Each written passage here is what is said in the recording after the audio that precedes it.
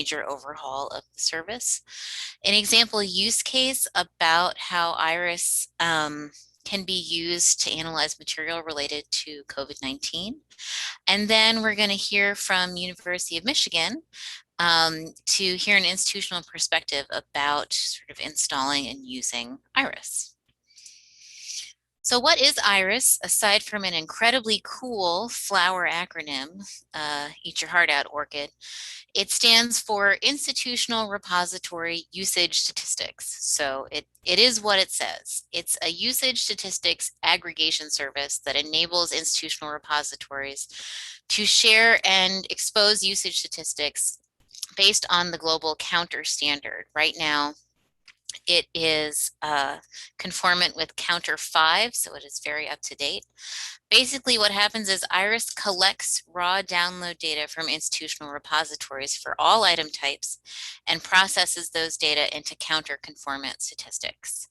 The service is actually provided by JISC. In the United States, basically the signups for the service are administered by Lyrasis, which is why I'm part of this presentation. But JISC provides the IRUS service, and they provide repositories with comparable, authoritative, standards-based usage data.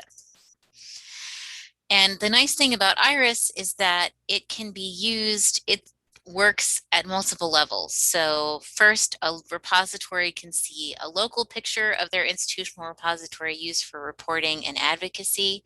They can also compare themselves to similarly sized repositories, also using the IR, also using institutional repositories and using IRUS. And at the researcher level, they can actually also directly look at IRUS to understand their statistics. So there's no barriers for researchers to be able to look at IRUS. Service providers such as CORE and OAPN can use IRUS to look at usage of their materials. And funders and policymakers can actually see if enough institutions are participating in IRUS, which in the UK they are, and in Australia and New Zealand they are, and in the US we are trying to grow the community. Then funders and policymakers can actually get a picture of institutional repository use across a whole country, and that is very exciting. How does IRUS function? Basically, repositories send logs via a tracker protocol. So each institution that wants to use IRUS, they install a tracker protocol into their repository software. That software sends the raw data over to JISC, and they process that data into counter-conformant statistics. They filter out robots and rogue usage and double clicks. They add some nice metadata, and then they present in the IRUS user interface, and you can see reports and visualizations through the website. And then there are a bunch of tools that you can also use to export the information in formats such as CSV, TSV, JSON, and then you can embed basically certain functions of IRUS using the API and the widget. So there's been some very exciting developments with IRUS in the last 6 months, which is why we really wanted to talk today. First off, in the past, IRUS basically, if you were in the UK, you could only look at institutions in the UK. If you were in Australia and New Zealand, you could only look at institutions in Australia and New Zealand. Same for the US. However, now there is access to data across the IRUS family of services. You can see any iteration, any combination of institutions that are participating, they're all in one IRUS family. The other thing is that, I know this is at the bottom, but it really should be at the top of the list, that now IRUS is an open access service. So anyone can look at IRUS statistics, whether you're participating in IRUS or not, which it's sort of a radical, transparent way to look at usage statistics. And we'll see this in a moment when I pull up the user interface. It is also, as I said, now compliant with Counter 5, which means it includes investigations as well as requests. So that basically means you can now find out basically how many people visited the site, touched the site, as well as how many people actually looked at the materials. So it's sort of, if I were looking at a report on COVID-19, investigations would be how many people sort of looked at it and thought, oh, this might be interesting, and how many people actually read the report. There is also a reduced number of reports, but with increased flexibility, improvements to report labeling and task-based organization, and a more prominent and flexible API. And there are a whole bunch of new upcoming developments, and we will be sharing these slides after the presentation, so I'm not going to go through it too in depth. There are going to be enhancements to the API, to the widget, more search functionality, additional visualizations, new management reports such as duplicate DOI and item type mapping, all sorts of fun stuff. And the nice thing about IRUS is that it is not, it's not wedded to one platform. IRUS can be installed in a number of repository platforms right now, including DSpace, ePrints, Equella, Figshare, Haplo, Pure Portal, Samvera, WorkTribe, and coming up, Esploro, which is very exciting. If you are working with a particular repository software not listed here, they will work with you to basically help you create a tracker protocol. The idea is that IRUS can work on any kind of repository system that is available. If you can imagine it, then it can be built. And now I'm just going to take a look at IRUS because I think it's very important. All right, can everyone see this? Yes. Great, excellent.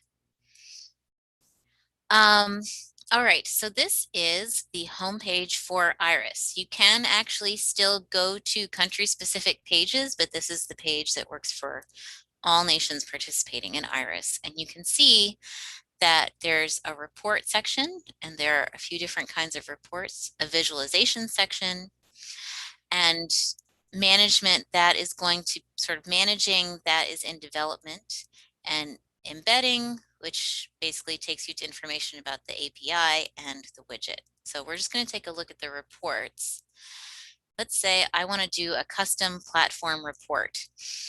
You can look at an individual institution, or you can look at multiple institutions, up to 5. This is one of the things that makes IRUS unique, is the ability to compare across institutions. But let's say I just want to look at, for Jim's sake, the University of Michigan.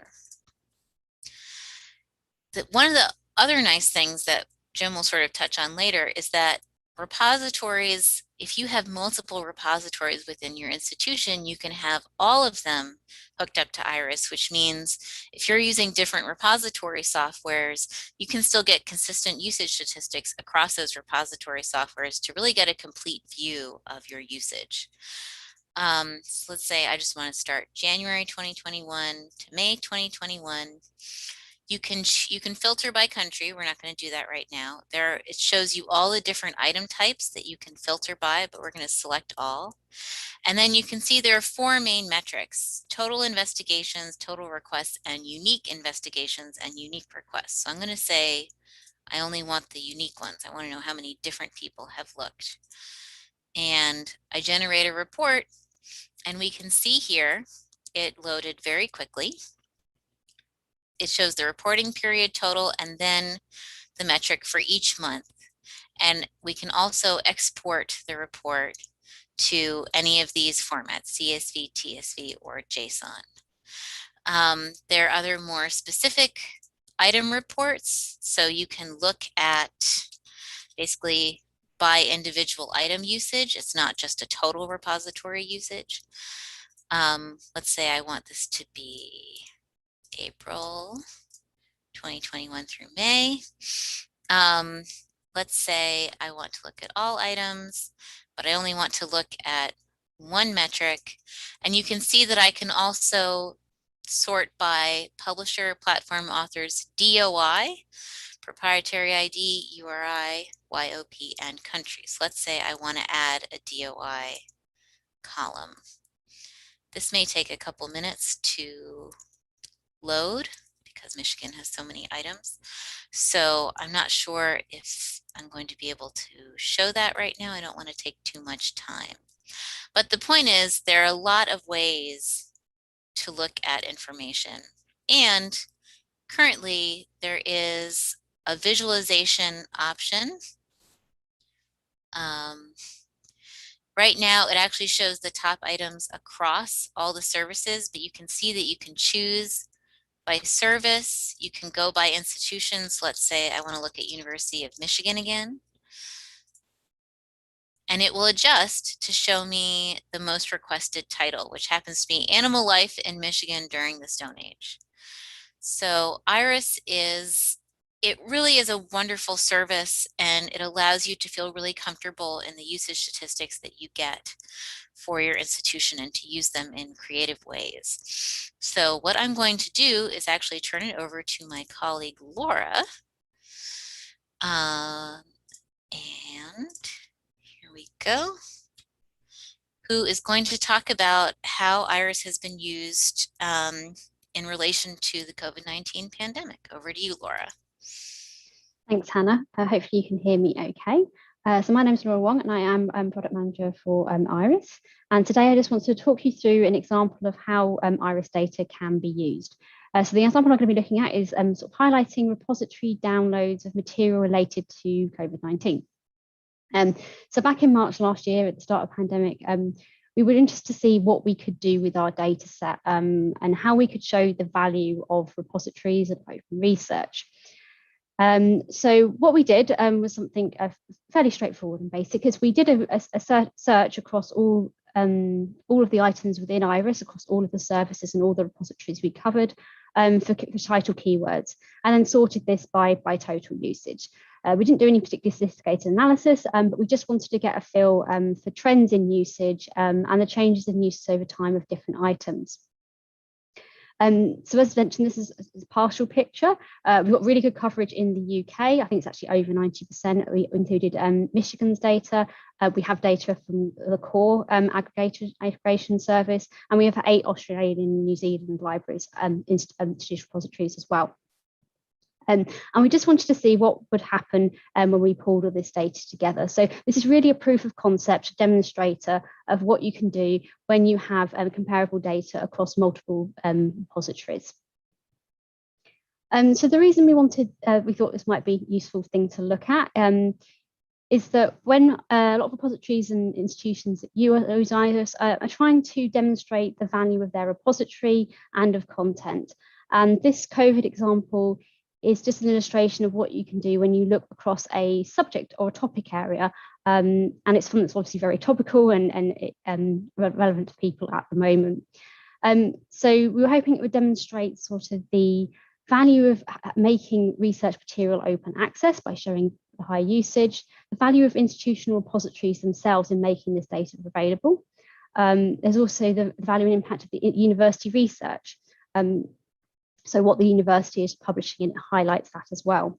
And another thing that comes up is the type of content that's being made available for institutional repositories. So often when you're doing, you're looking at high and low used items and you're talking about value and impact of research, you're often talking about articles, but working papers and reports are really important, other types of grey literature, because they can be published quickly. And in this particular example, we do see those types of reports and working papers are the things that are coming to the top when we're looking at most used items. So Hannah, if you can move on.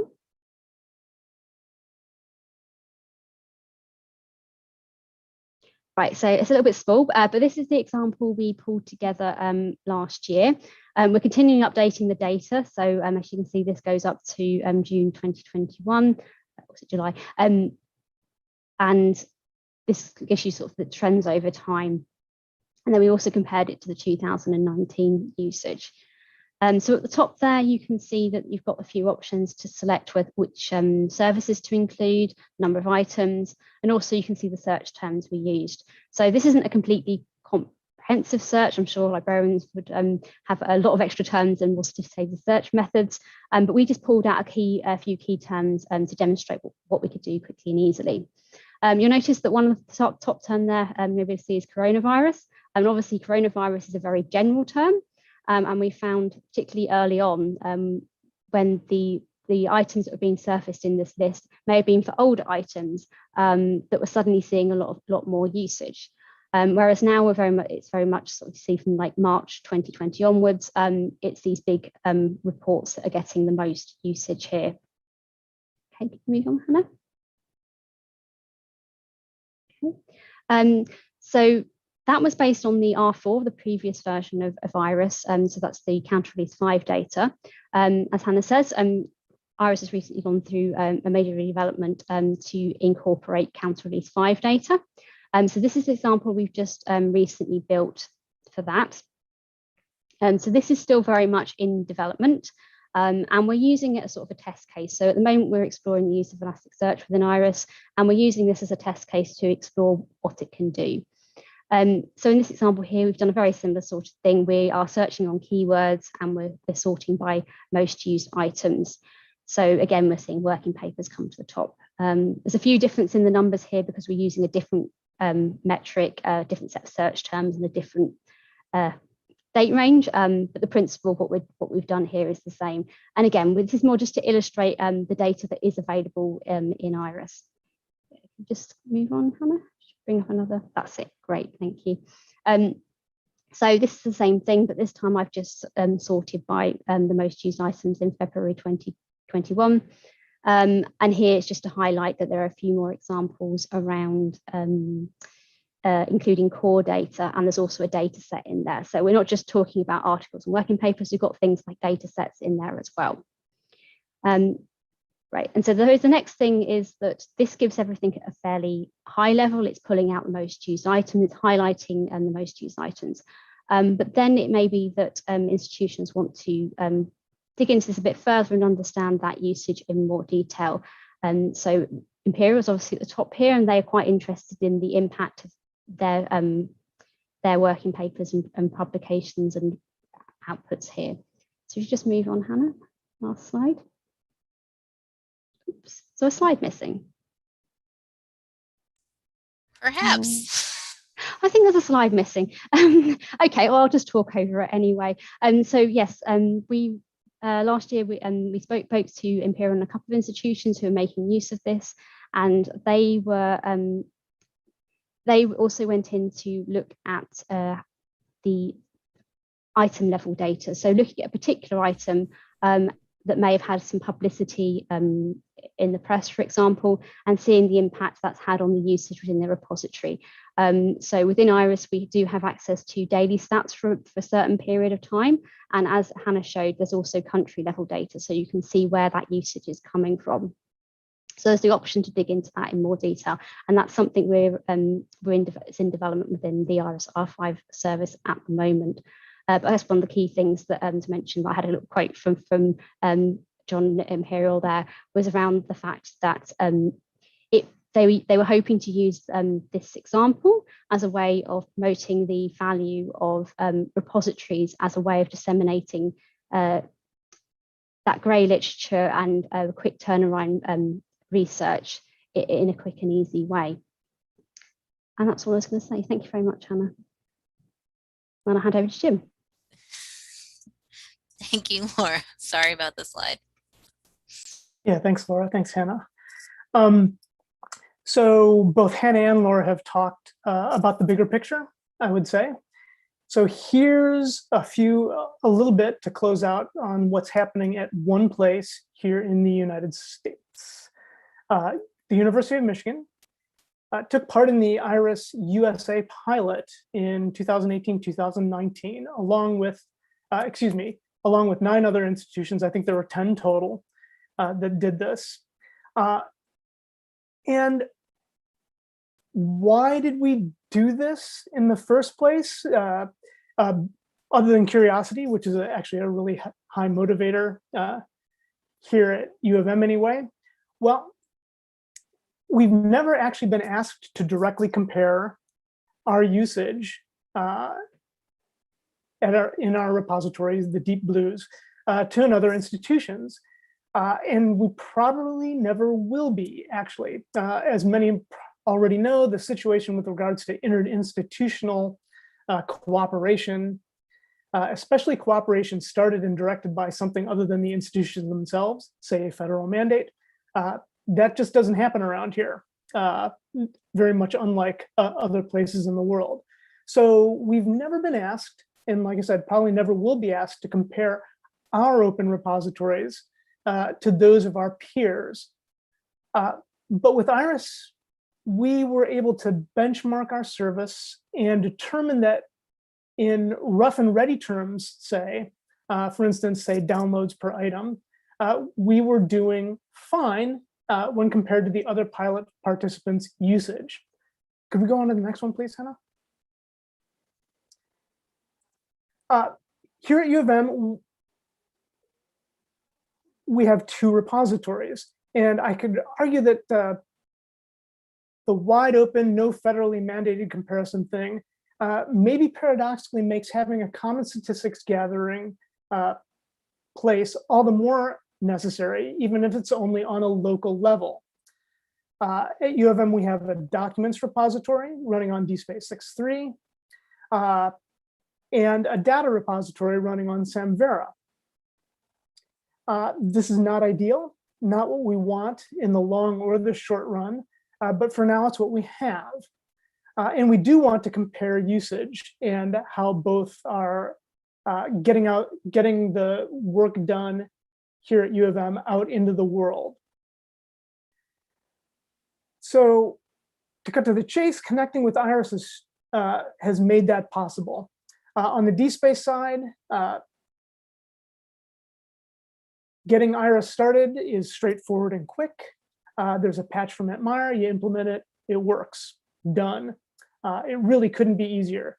Data runs on Samvera, and because our data repository and Samvera itself, the statistical capabilities are less robust than DSpace's, we're working with the GEM on this. And as we work on improvements, we hope to contribute any code that improves on this back to the community.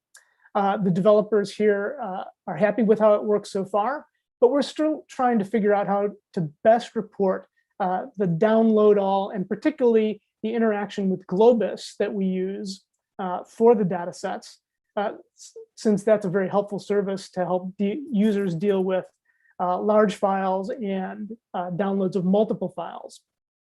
Because that's the case with many data deposits. They have multiple files, much more so than on the document side.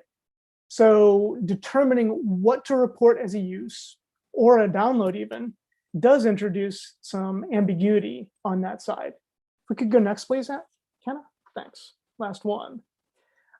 Unfortunately, even IRUS can't answer the deep philosophical questions of what is a download and what does a download mean. Nor can IRUS magically coordinate repository and open access efforts across the world, at least not all by itself. But it's a good place, and we would say a very good place, in fact, to start. And we support this effort and want to integrate IRUS into our reporting because it can provide a baseline to compare repository reach both across and within institutions. And if you're looking to compare your institution's OA efforts and contributions to other efforts and contributions in a particular area of research, as Hannah pointed out, I mean, what if we did have a global pandemic or something? Then we need a standard by which to do this. Google Analytics could be that standard, I suppose, and I expect a lot of people here use Google Analytics, but do you really want to trust your stats to a corporation? And one that has decided to deprecate the don't be evil model to something that's in their coda rather than as their whole purpose of being. So it's still early. Unfortunately, we don't have 14 or 15 competing standards right now.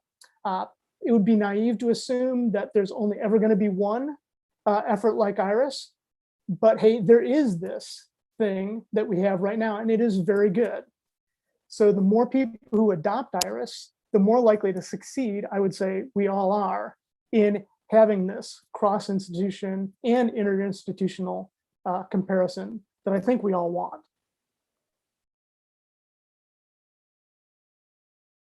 And that leaves us with a few minutes to answer questions and stuff.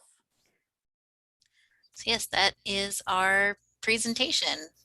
Thank you so much. I've included all of our emails here. I did see some Q&A questions. And I think, Laura, you would probably be the best person to answer many of these.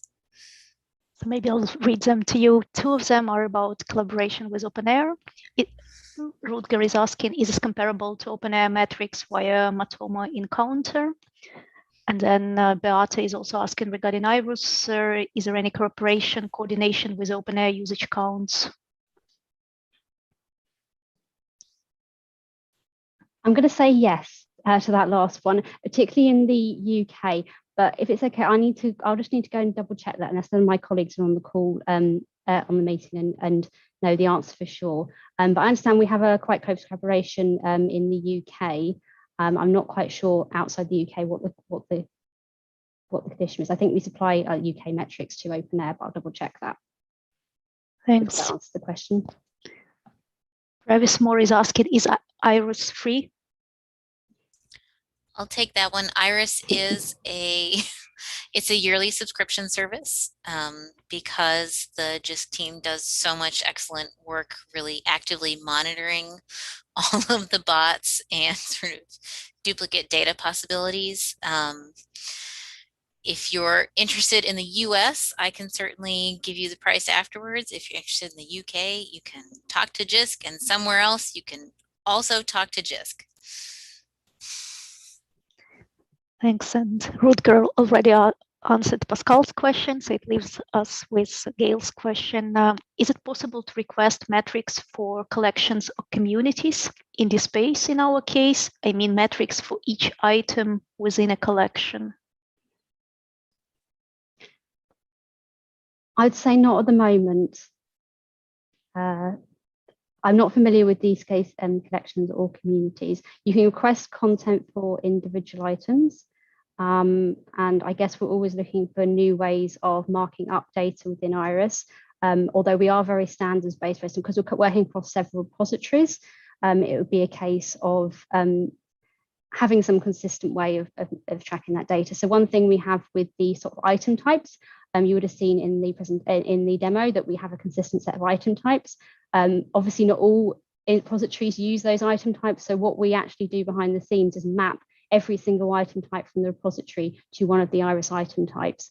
So there does need to be a bit of consistency there. So again, that's one I'd have to take away, but not something we can do at the moment. Thanks. Anne is asking, how do the IRUS stats compare in quality and numbers to the DSpace solar stats?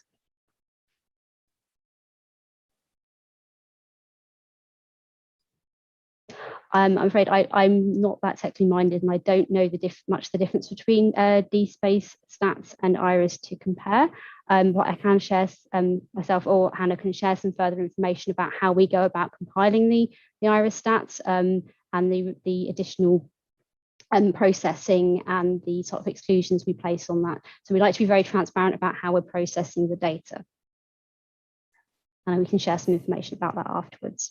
And Anne was asking Jim if you could. Yeah, I just realized now that it was probably a typo. And unfortunately, I can't tell you too much about this either, in the sense that we have fooled around with the DSpace stats package so much ourselves locally over the past 15 years that we are no longer anywhere near the out-of-the-box view of these things. I will say that I think IRUS is more aggressive and more effective in controlling for bots, spiders, crawlers, etc., than DSpace has been in the past. Again, I can't speak to directly to the current situation, and better than what we've done. So in that sense, we see slightly smaller numbers, frankly, than what we have reported out of our current system. But we feel like they're more trustworthy numbers as well. Thanks. So that's sort of a wishy-washy answer, unfortunately.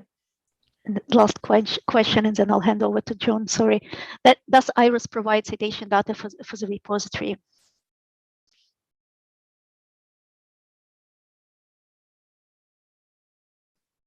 Sorry, could you repeat that? Was that yeah? for me? It's in the chat. Does IRUS provide citation data for the repository? No, we're not a citation service, so we don't include any citation data at the moment. We don't surface it back. I think we are hoping to have some more integrations with other things like altmetrics at some stage, and I would say that we do have the widget and the API which will allow you to take data from IRUS and resurface it in your own interface. If that's what you're guessing up, we don't have any citation metrics, and it's not something we're looking into covering. We are very much about has this item been viewed or downloaded and recording that information. Thanks a lot, Hannah, Laura, Jim. It's very interesting. I'm handing over to John, who will be moderating our next session, which starts now, presentations 5. All right, thanks, Irina. My name is John Dunn. I am at Indiana University Libraries and also a member of the Open Repositories Steering Committee. I'm pleased to be here to chair presentation session 5, cataloging biological data sets, preserving podcasts, and assessing IR content. So quite a diverse set of topics for this session, which is scheduled to go until 55 minutes after the hour. We have 3 presentations. Each presentation will be 15 minutes, followed by hopefully a couple, 2-3 minutes for questions after each one. We will need to try to stick to the 15 minutes for each session. So I will send some alerts by chat as we get close to the end of each, and then I may have to jump in if it's really time to wrap up, but hopefully everyone will kind of keep track of their own time, and we will have plenty of time for each presentation and questions. Just a reminder, there is a code of conduct for the conference. You see the URL there. If there are any issues during the session, please visit that webpage or contact the panelists via chat. There is a shared Google Notes doc for the session. I'll put a link in the chat in just a minute here. So if you want to help contribute to community notes, would welcome you to do that. And if you have any questions during each presentation, please put those in the Q&A tool at the bottom of your Zoom window rather than in chat, and we will try to get through as many of those as possible. And any that we don't get through, we'll paste into the notes document, and the presenters can answer questions there. So I will stop sharing my screen, and let's move on to the first presentation. So I am pleased to introduce Paula. I'm probably going to mispronounce your name, so please repeat it correctly when you introduce yourself. But Paula Crisera Falcão from Embrapa Agricultural Informatics in Brazil, who together with her colleagues will be talking about cataloging of biological data sets. So over to you, Paula. Okay, thank you, John. Actually, you pronounced my name correctly. So I'm just going to share my screen, and you should just let me know if my presentation is on.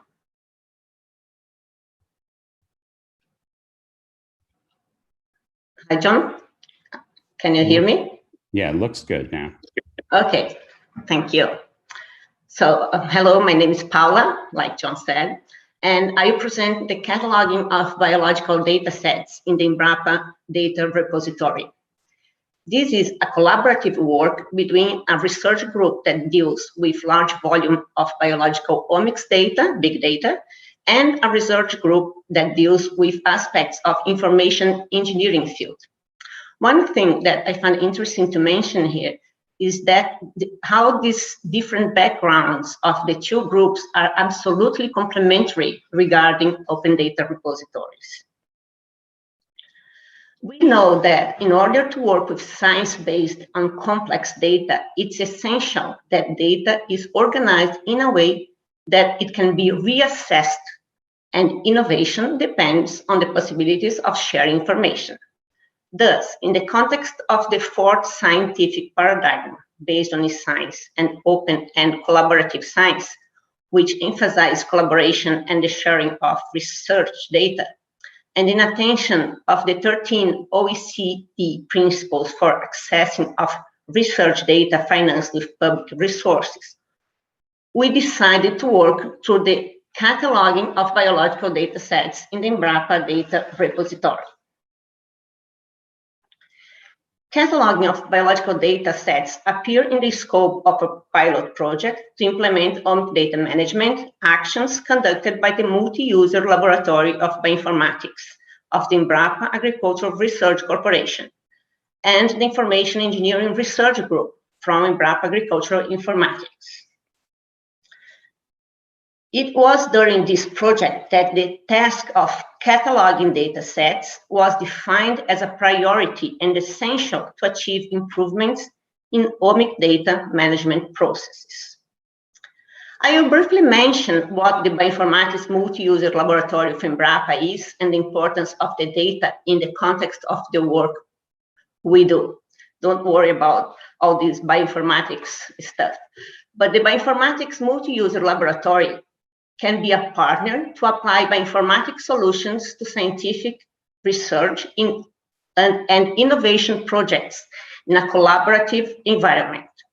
When we visualize the research path that goes from a biological question to a product, the Bioinformatics Multi-User Laboratory work starts right after the raw data is captured. We captured raw data, store, process, and analyze it. Analyze it with a proper set of bioinformatics tools and return the analysis to be discussed with the field scientists. The main substrate of our research is the omic data, and we know that it must be managed to produce knowledge and innovation. By proposing the dataset cataloging, we are boosting the reuse of the data.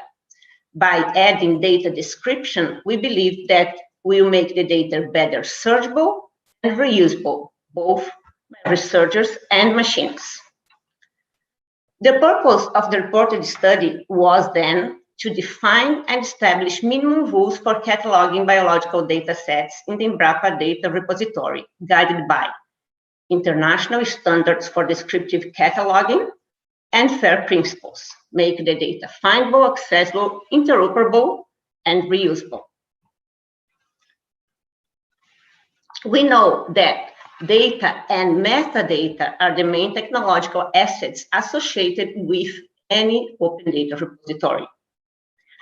Metadata is one of the main criteria for the selection of trustworthy repository.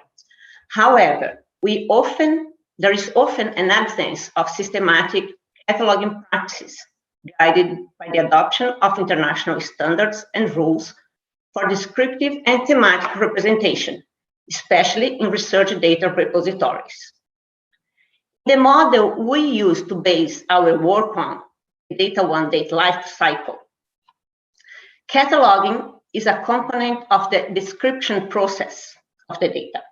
It is important to mention the need to have quality data. By ensuring the quality of the data, it's possible to provide quality of information for dependent applications and analytics.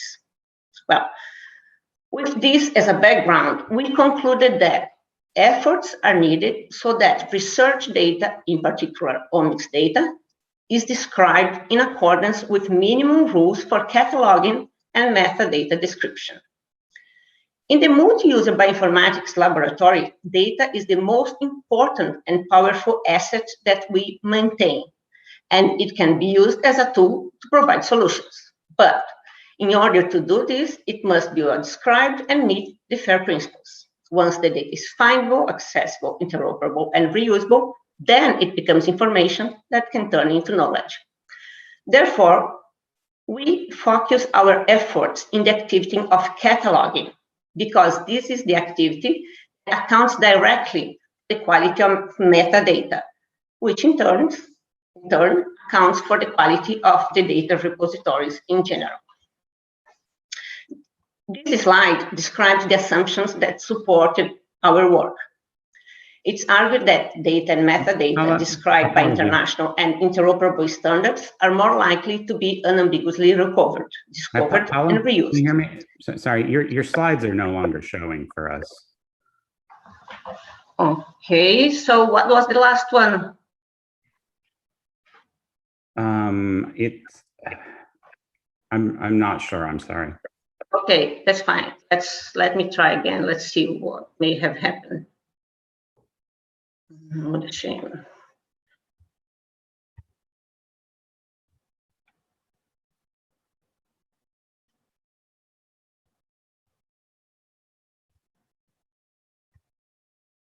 Can you see it now? Yes. And we haven't seen this slide, so maybe you can start with it. You haven't seen this one? No, no. Okay.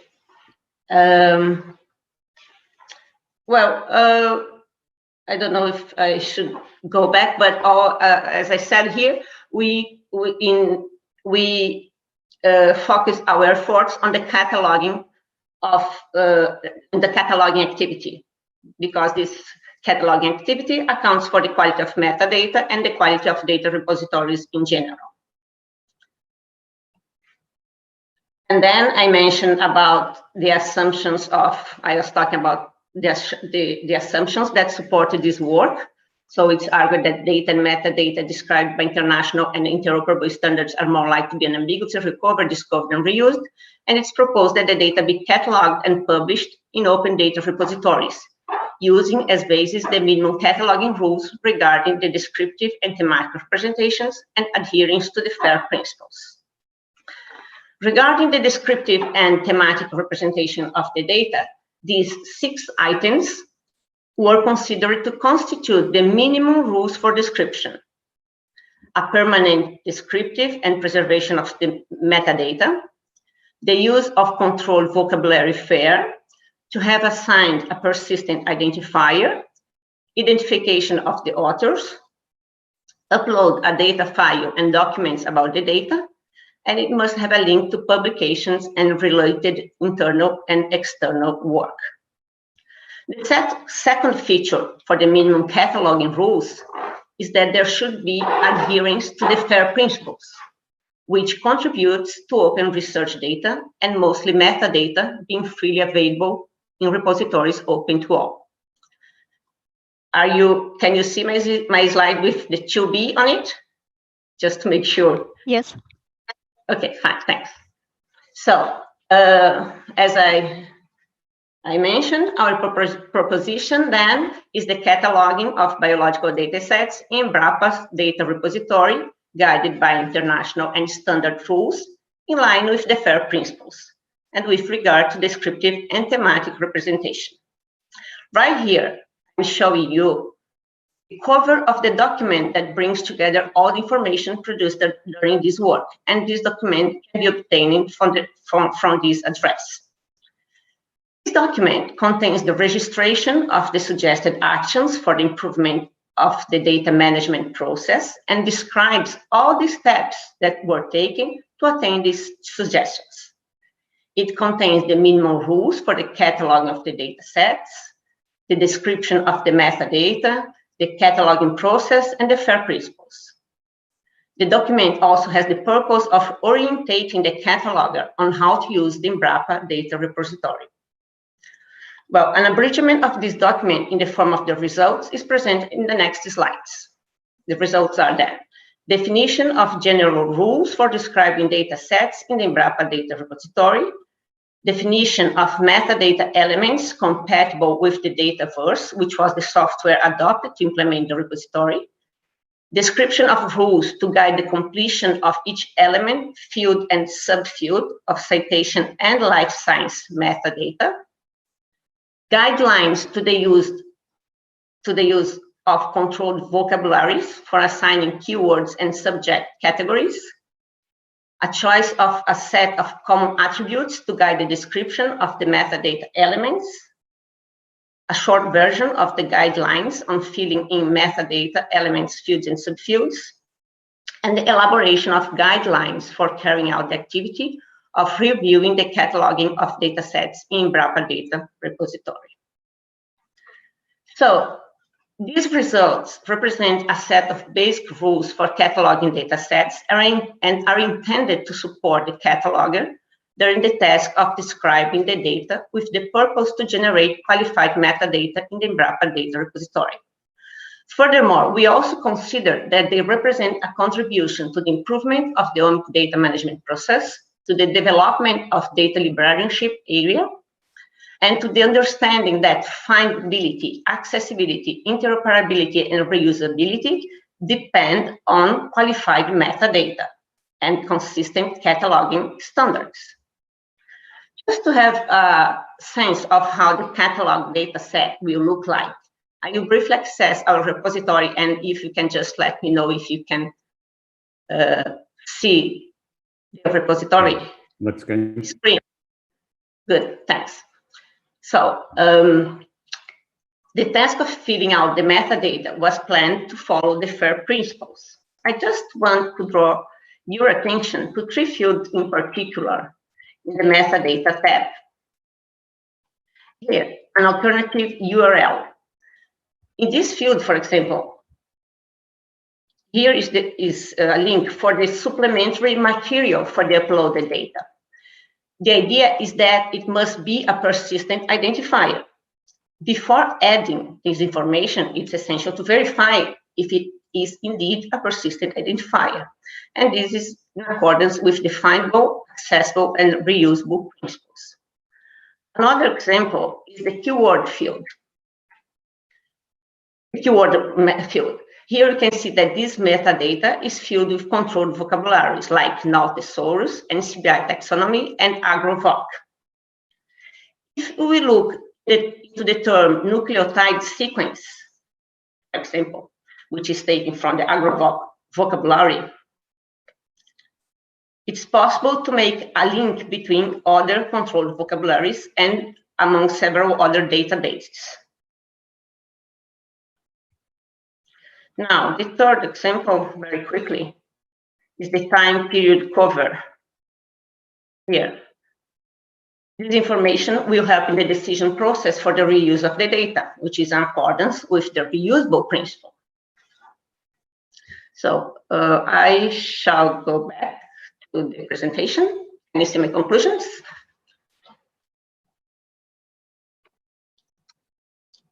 Can you see the conclusions slide now? Yes.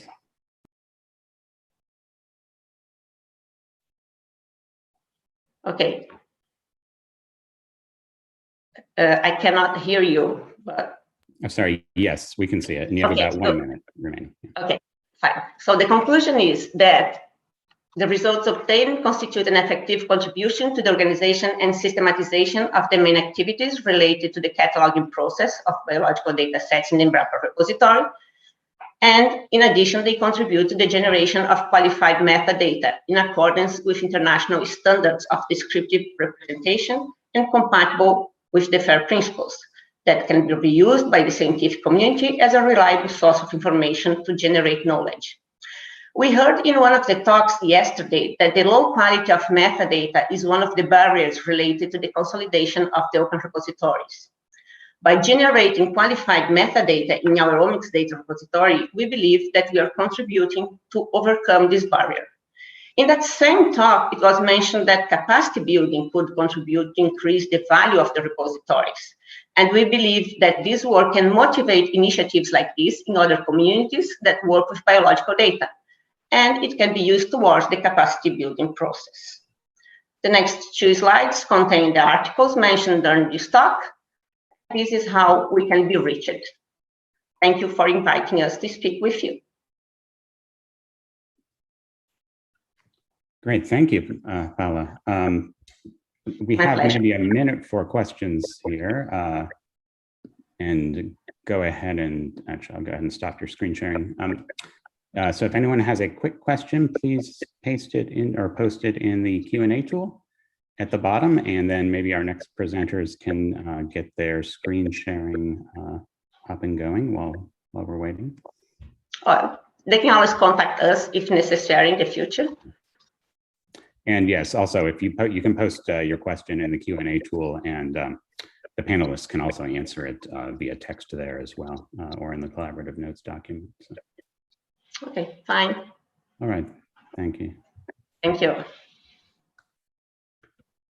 All right, I think there don't seem to be any immediate questions. So to move along and make sure we get everything in, I will next introduce Eric Moore and Valerie Collins of the University of Minnesota in the United States to talk about preserving podcasts. So over to Eric and Valerie.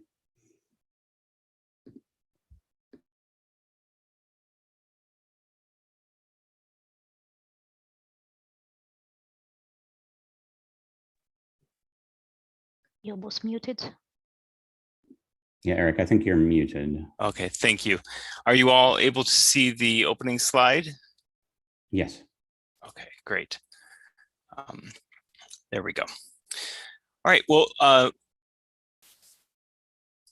welcome to Preserving Podcasts, an institutional repository case study. I'm Eric Moore, and I am joined by Valerie Collins, and we are of the University of Minnesota.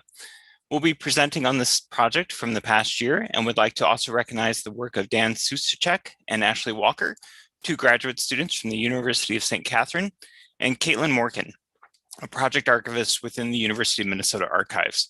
Their work was crucial to the success of this project, and I'd also like to thank Aaron Jerome at the University of Massachusetts Amherst and Rachel Evans at the University of Georgia for comments that they have provided. For some background, the University Digital Conservancy is the institutional repository of the University of Minnesota. We launched in 2007 and are currently using DSpace 5. The Conservancy is considered the digital arm of the university archives, and we actively seek out materials that are not traditional academic content and formats. In response to the COVID-19 global pandemic, the University of Minnesota Archives sought to gather digital content documenting the public health crisis and institutional response to COVID-19. As part of this work, staff identified university-produced podcasts as content with documentary value. Because these podcasts were not otherwise being managed for long-term preservation, we thought these podcasts would be a good candidate for an institutional repository. But before we uploaded any episodes, we conducted an environmental scan to see how podcasts were handled in other repositories to help guide our own approach. So how do podcasts relate to IRs? In their 2011 article on podcasts as an informational resource, Brock Peoples and Carol Tilley identified institutional podcasts or podcasts created by faculty or departments at academic institutions as a new form of gray literature, an informal or otherwise unpublished scholarly work, similar to the types of content libraries collect and preserve directly or manage in institutional repositories.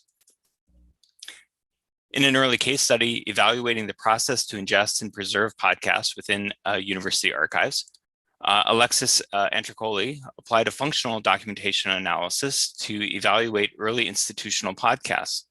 Due to the content of most of these podcasts, classroom lectures, outreach, student recruitment, Antricoli found most content falls under the following functions: confers credentials, conveys knowledge, sustains the institution, and provide a public service. And so in other words, podcasts can be a university record. We see episodic podcasts as less like gray literature and more like a serial publication with informational value, leveraging the expertise of the academic program to engage the community. The contemporaneous focus of much of the content means that these podcasts provide an evidentiary and historical value of events and people and serves as another type of institutional record. So how is this applied in IRs? Well, we took a look at 3 different approaches to adding podcast content to repositories. In 2010, staff at the Bentley Historical Library conducted a review of podcasts at the University of Michigan and developed a workflow model focused on the ingest of podcasts as an electronic record and set out to identify file formats and descriptive and technical metadata for each file. Several copies would be kept as part of the electronic records workflow, including an access copy deposited in their IR Deep Blue. In this example, we see the lecture series as an institutional podcast or type of gray literature.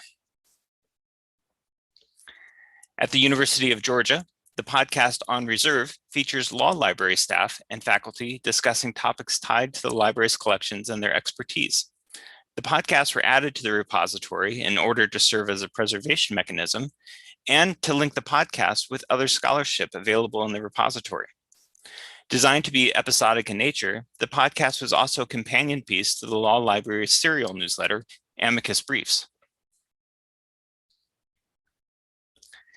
At the University of Massachusetts Amherst, staff leveraged the repository's RSS technology to serve as a podcast platform and provided a layer of preservation and permanence.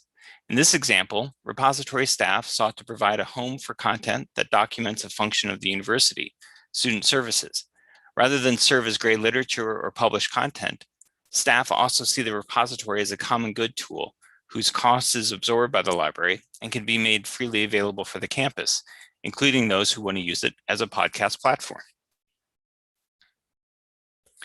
Now, at the University of Minnesota, our approach builds on these three examples. We seek to ensure long-term preservation of podcasts produced by members of the university community that expand access to scholarship or document a function of service the university provides. And we seek to leverage the common good nature of the repository in order to provide preservation and access to podcasts that are continually producing new content, as well as those that have stopped producing new episodes or are now defunct. So returning to the podcast that started this whole process. In March and April of 2020, we first noticed existing university podcasts shifting their focus to the pandemic, and we saw new podcasts being created to address COVID-19. We recognized that these podcasts as institutional records, that they were immediately responsive to a major event, and which documented not only policy and procedural changes in real time, but also changing public attitudes and awareness. We also recognized that podcasts are particularly vulnerable to loss, and that if we didn't take action, there would be no guarantee that we would be able to find them again when needed. And we wanted to make sure preservation copies of these podcasts were included in the institutional repository. In order to do this, however, we had to figure out how many podcasts there were, where we could find the audio files, and get permissions from the creators to upload on their behalf. So in May of 2020, archive staff prepared a brief survey to identify available podcasts and distributed the survey on campus through direct contacts and email lists. The survey received 34 responses, including 2 duplicates. The survey asked for several pieces of information, including how many episodes for each podcast and the availability of audio files. The number of episodes for each podcast ranged from 2 to 163, with the average being 19 episodes. 34% of the respondents indicated new podcasts were produced either weekly or more often, and 23% indicated new episodes were produced monthly. 31% responded that new episodes were produced occasionally, and 11% said that new episodes were no longer produced. This information would later assist in gathering files for upload, as well as inform archive staff of the serial nature of the podcast and how often they're updated. 56% of the respondents indicated the audio files could be downloaded from their podcast platform. 31% indicated that audio files were stored in a cloud directory or Google Drive that could be shared. And 14% replied that the files were not available online to download or in a shareable directory, but the respondents had access to digital files that could be shared. And once we had gathered this information about these podcasts, we started collecting the files and the metadata. So these podcasts are hosted on numerous platforms. Some we found on university websites, others are on sites like SoundCloud, Podbean, among others. And the variety of this ecosystem creates its own challenges. So an approach that works for one platform may not work for another. In general, however, we found that many of these podcasts were being pushed to multiple distribution platforms, which allowed us to look in multiple places for the files that we needed. And the primary thing that we were looking for was a download option so that we could actually get a copy of the audio file. We were also looking for transcripts of the episodes and the associated images files when those were available. So for 22 out of the 32 podcasts that we were focusing our attention on, we were able to find the files somewhere to be downloaded. And this was usually on Podbean. And in one instance, we also contacted the podcast creators directly to get the files. And for metadata, we used the descriptive information that was already available for each episode on those various distribution platforms. And for the podcast series that had 100 or so episodes, we used the RSS feeds to automate the process of pulling metadata into spreadsheets so that we could prepare that for a batch upload. And when using the RSS feeds like this, although all the metadata we needed was already available and we get it into the program that we needed it to be in, there was no guarantee that it would be formatted in the way that we needed it to be. So there was a lot of cleanup required to get author names in the right last name, first name format, among other things like that. And there were only a few podcasts that were extensive enough where it really made sense to do a batch upload. And for the others, there were maybe a dozen or so episodes, and it was quicker to upload those series by hand. But when we did use the batch import option, DSpace has this option available through the administrative interface. And this allows you to upload to individual collections. To prepare a batch upload individually for each collection. And once we had the metadata formatted correctly and we had all the files, which included the audio files, thumbnail image files, and transcript files, if those were available, we used SAF Creator to convert the metadata and the files into the simple archive format, which is the required format for DSpace. And SAF Creator is a tool that's created by James Creel at Texas A&M University, and it's been really helpful to us for this kind of work. So this is an example of an episode of a podcast, as it looks like in our repository. We create individual collections for each podcast series and add each episode as an individual record. All the metadata here is what is created and provided by the podcast creators themselves. We don't create additional metadata. These podcast hosts as authors include any description as an abstract and include a note about the runtime in the description field. And there isn't currently an option to stream the audio file in the browser for DSpace, so right now it has to be downloaded and played locally. So a year after we sent out that initial survey, we have now uploaded a cumulative 752 episodes across 23 of podcast series that have been represented in that survey. And we uploaded the full run of every series, not just the pandemic-related episodes. We uploaded the majority of these through January, March of this year. And this represents roughly 90% of the total episodes that we have planned to upload, although that is a moving target because many of the podcasts are active and continue to produce new content. So in that 3-month period since we stopped uploading what had been available at the time, we've been able to see how quickly new episodes will be released. And 10 of the series that we uploaded appear to be inactive and have not released new episodes since 2020. 13 of the series have continued to release new episodes and have produced 94 additional episodes. These will need to be added to the repository as well. And the majority of these new episodes come from the 6 podcasts that are on a weekly schedule. And these accumulate quite quickly and would most benefit from reaching out to work directly with podcast producers to upload content as it's created.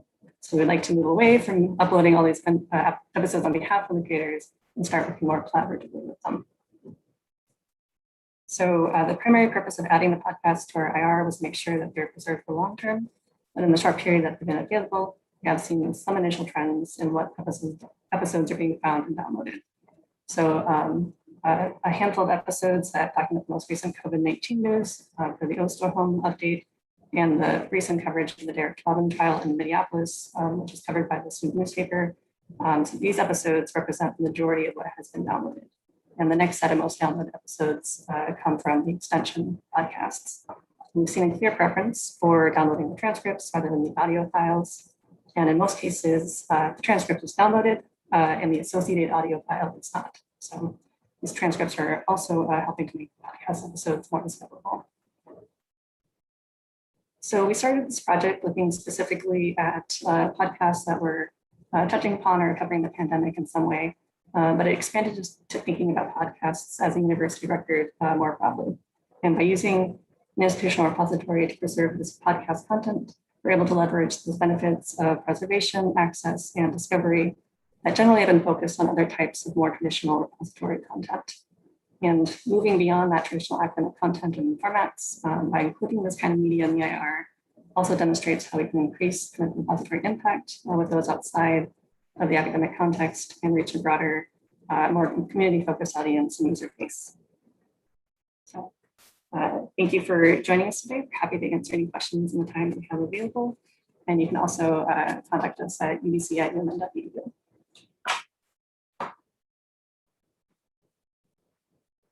Great. Thanks so much, Eric and Valerie. And yes, if anyone has questions right now, please post them in the Q&A tool. And actually, maybe while we're waiting for that, I'll ask a question. You mentioned the preference for transcripts, and I may just have missed it, but can you talk about how you're acquiring or creating transcripts? Are you just bringing them in when they exist? Are you proactively creating transcripts for podcasts that you're archiving?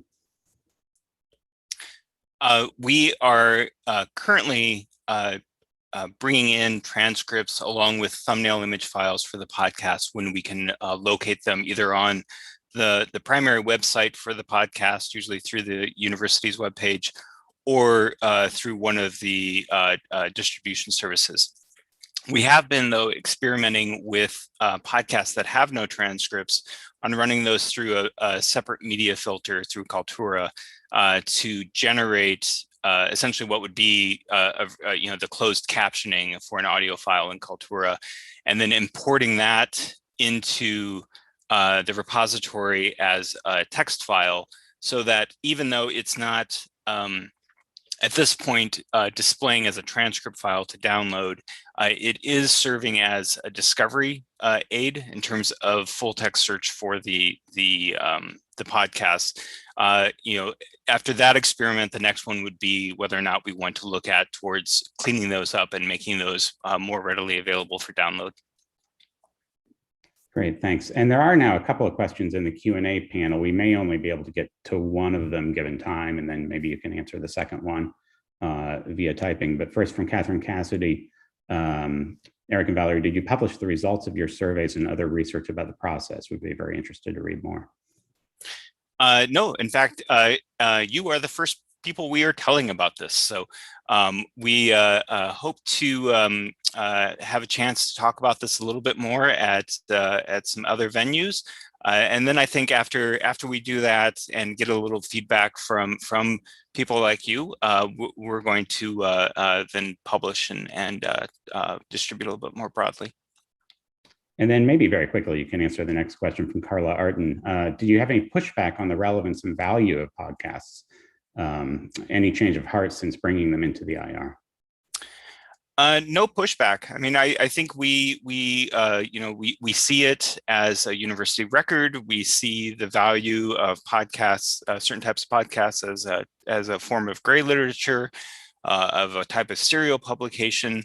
The only difference is that it is primarily audio-based rather than text-based.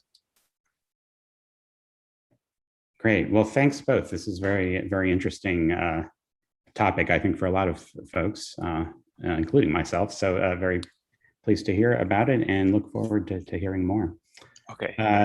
So with that, we will move on to our third and final presentation of this session, which maybe is a little bit appropriately titled given the somewhat hodgepodge of topics in this session. But Gail McMillan of Virginia Tech in the United States is going to talk about hodgepodge or showcase. Gail.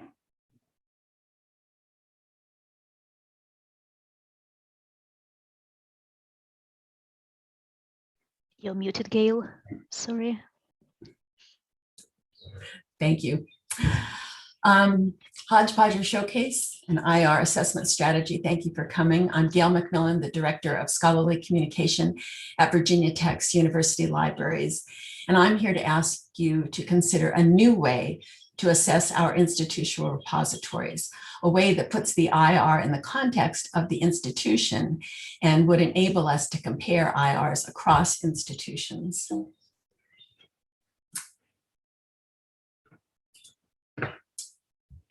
About 3 years ago, I read an article called The Hubris of Neutrality in the Archives by Sam Wynn. Some of her thoughts could apply to institutional repositories as well as archives. She warned that her colleagues could easily and perhaps unconsciously be contributing to the omission or erasure of historically marginalized groups in archives. And she pointed out that a radically inclusive historical record would not happen by accident.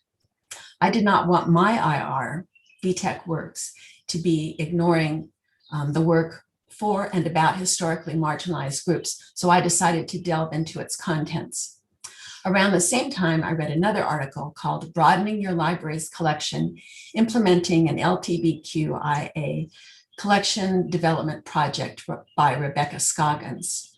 She wrote about how she determined whether her university library was providing a collection of resources that are relevant to the patron population. But her definition of the library collection did not include the IR. As we know, IRs are not developed like library collections. Typically, there are no librarians with subject expertise and certainly no budgets for collections. Collection development for BTEC works, my development of collections at BTEC Works may be similar to what it looks like at your institution, but this is a brief rundown. So individuals can deposit for themselves or for others. Faculty deposit into BTEC Works by claiming publications in symplectic elements, faculty electronic reporting system, or directly. And some publishers also deposit BT authors' works using the SWORD protocol. Graduate students make mandatory contributions of their theses and dissertations. Undergraduates and graduate students deposit directly in BTEC Works, sometimes as a result of course requirements. The BT Publishing Unit deposits open articles, journals, textbooks, and other monographs from their publications list. And the BTEC Works staff, about 1 FTE combined, make systematic deposits, for example, articles supported by the library's Open Access Subvention Fund, and random deposits, for example, finding research articles referenced in the daily news. And lastly, there are a significant number of works that come from outside Virginia Tech, such as the New River Symposium proceedings.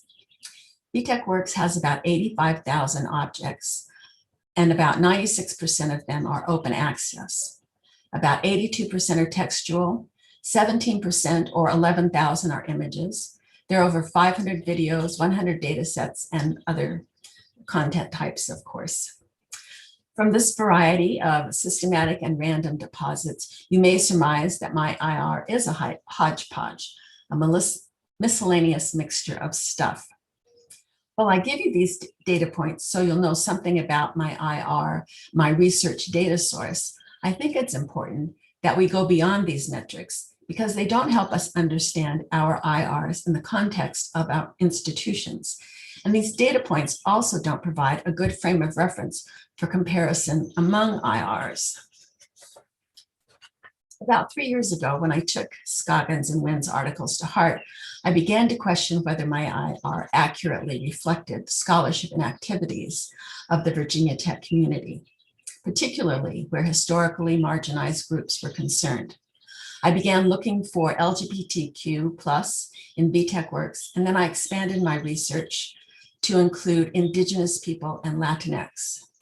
In addition to examining whether the IR is contributing to the inclusive historical record, I make the case to you that if we could each look at the contents of our IRs and our institution's websites using similar controlled vocabularies, we could determine whether that is a good or a good enough correlation between the IR and its host institution.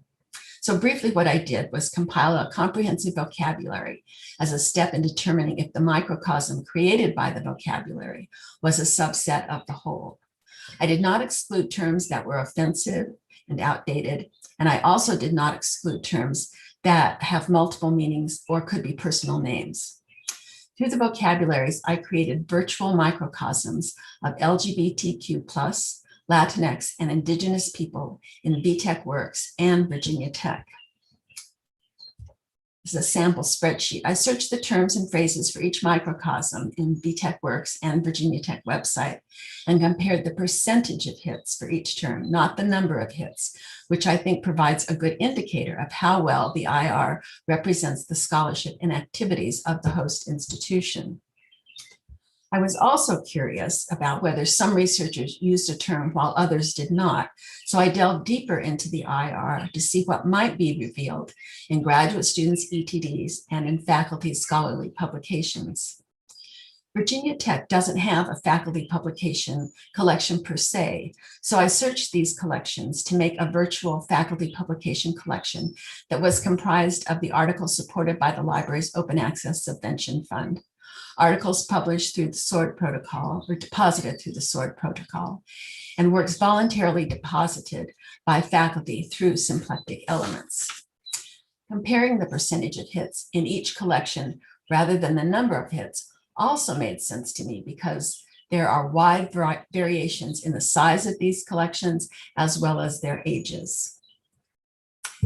Defining a search strategy was more complicated than I had originally imagined. For example, VTech Works is included in the search index of the Virginia Tech website. So to avoid this duplication, I searched VT and VTech Works through Google rather than directly from their homepages. However, I had to search ETDs and faculty publications directly in the IR, which required a slightly different search strategy. As many of you know, DSpace repositories like VTech Works have Solr search platform built in with its own complicating factors. A Solr search may return fuzzy or close matches. For example, when I searched First Nations, Solr included hits for the First National Bank. Solr also stems, so it may expand or shorten words with common endings. When I searched marginalized, for example, the hit count was inflated because it included marginal. Unfortunately, with only 15 minutes to present, I can't report on these findings about ETD and faculty publications, but I would be happy to share them with you. But let me tell you about the 3 microcosms. The LGBTQ vocabulary had 134 terms. 111 of the terms got about 10,000 hits in the Google search of Virginia Tech. In VTech Works, 130 terms got nearly 8,000 hits through the Google search. VT and VTech Works had 110 terms in common. 97 of the terms had a less than 2% difference in the percentage of hits between VT and VTech Works, while 88% had a less than 1% difference. While there's no standard for the measure of repository and institutional fit yet, 97% of the terms of the LGBTQ vocabulary had less than 2% difference in the percentage of hits between VT and VTech Works, which suggests to me that there may be a satisfactory correlation. Would you let me know through the chat if you agree that the LGBTQ microcosm in VTech Works is representing Virginia Tech well enough? The Indigenous people vocabulary contained 145 terms until I removed named tribes and nations and other, and for comparison's sake, use just their tribal names. For example, Tutelo, not Tutelo tribe, and the Mattapanai, not Mattapanai nation. That left 87 terms, including 11 biased, offensive, or outdated terms, such as savages, half-breed, and squaw. Through the global search, the Google search, 86 of the 87 terms got just over 8,000 hits in VT, and the 82 terms in VTech Works got nearly 7,000 hits. While these sites had 82 terms in common, and 95% of the terms had less than 2% difference between VT and VTech Works, while 85% had less than 1% difference.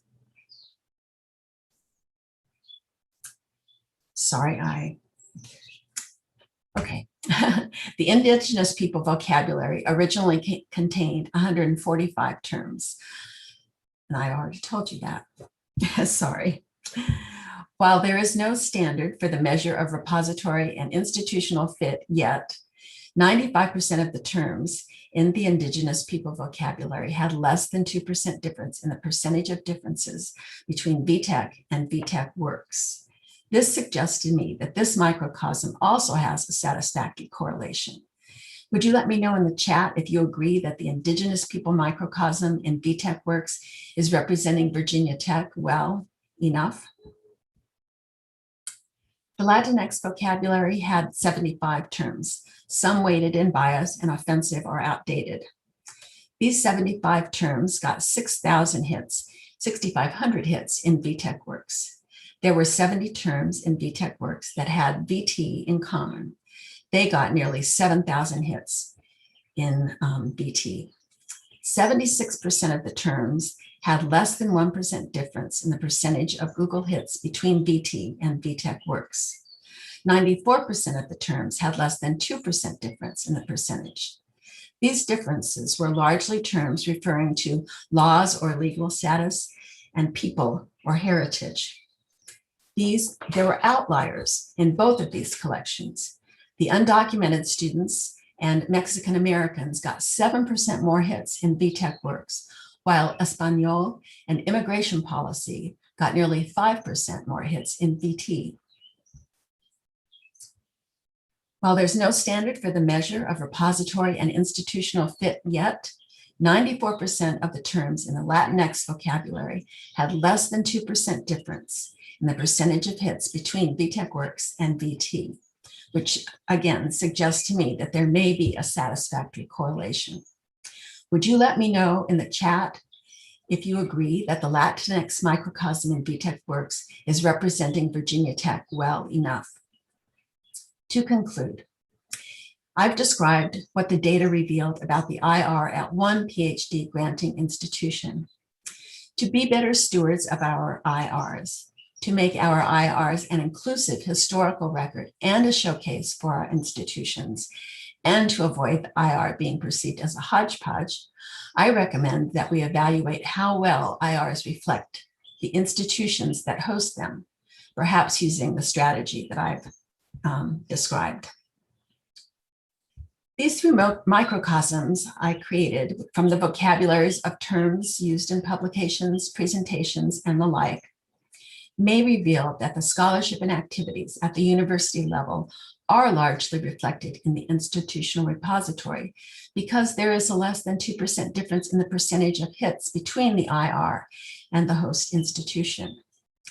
Meeting a less than 1% difference may be a high bar to reach, but since these microcosms had between 94 and 97% of the search terms averaging less than 2% difference in the percentage of search hits, it seems to me to speak very well for Virginia Tech, quite accurately reflecting the institutional host, VTech Works. So thank you for your time and attention. If you would, please respond to the poll or send me your thoughts at, oops, I can't advance my slide when there's a poll up. Okay, there you go.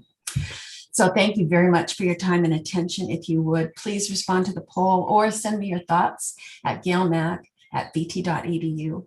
I would really appreciate it. And thank you again. Is there time for questions? Yes, I think we have time for one or two questions. And thank you, Gail. Very interesting topic and interesting research approach. So if anyone has any questions, please post them in the Q&A tool. And tell me when to end, Paul, Gail, because people are voting. 15. We have 15 votes out of 70. Let's give it a little longer, if we have time.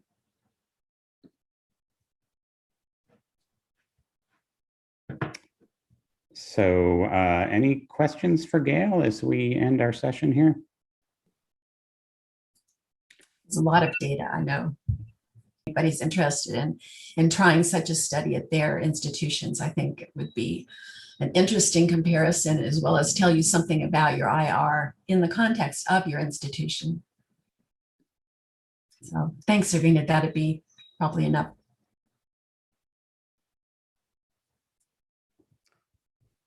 Great. So yeah, and I think everyone should be able to see the poll results now. Thank you, Gail, and thank you to all of our presenters in this session. Some really interesting topics and things to think about. And please do follow up with our presenters if you have questions remaining, or you can post them in the shared notes document that's linked from SCED. Very briefly, as we wrap up here,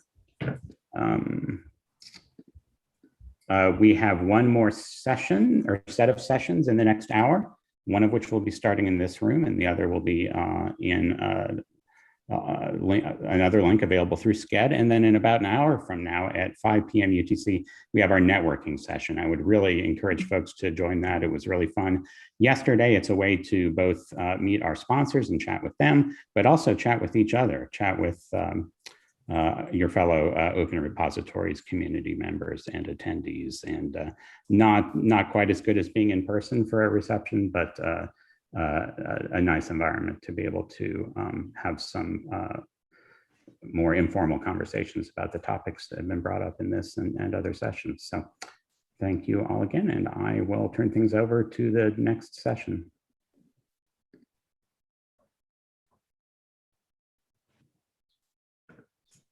Thanks a lot, John. And I guess over to you, David. Hi. Good day, good morning, good afternoon, good evening. Sit up here.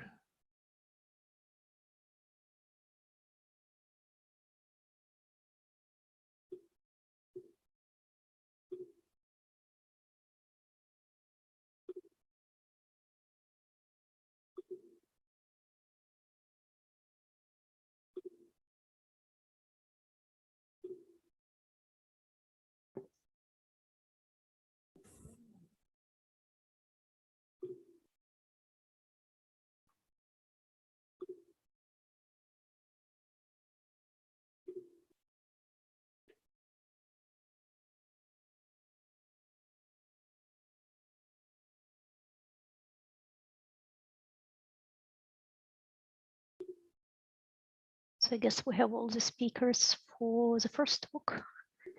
What about the second one? Are you the only one Washington, or will someone else speak as well and needs panelist invite?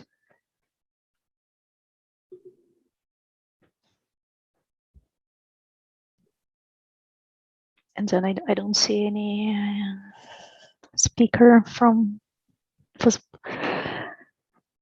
Yeah, I don't see anyone from the third group yet. Mm-hmm. And if you are among attendees and if you are one of the speakers, please raise your hand or indicate in the chat and we'll promote you to a panelist.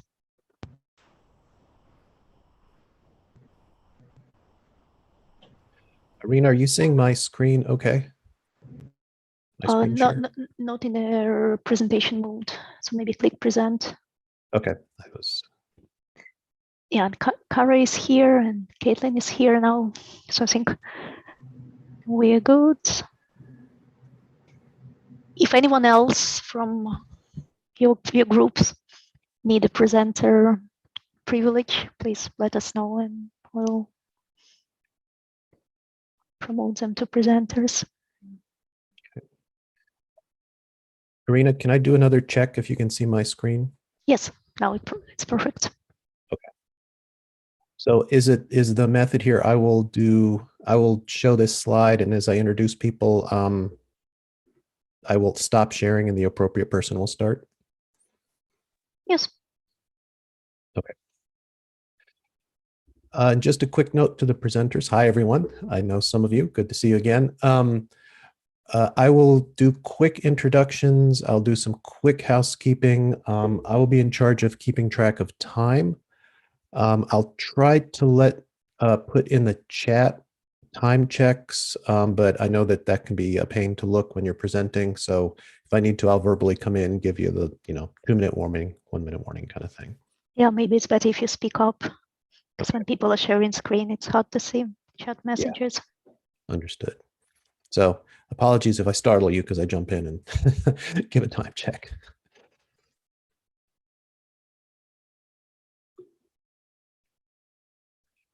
And I think since we are at the top of the hour, Irina, if you're ready, we can go ahead and roll into it.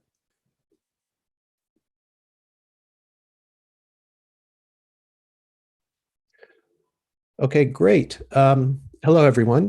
Good morning, afternoon, evening, night, whatever part of the world you happen to be in. Welcome to the next session here at Open Repositories 2021.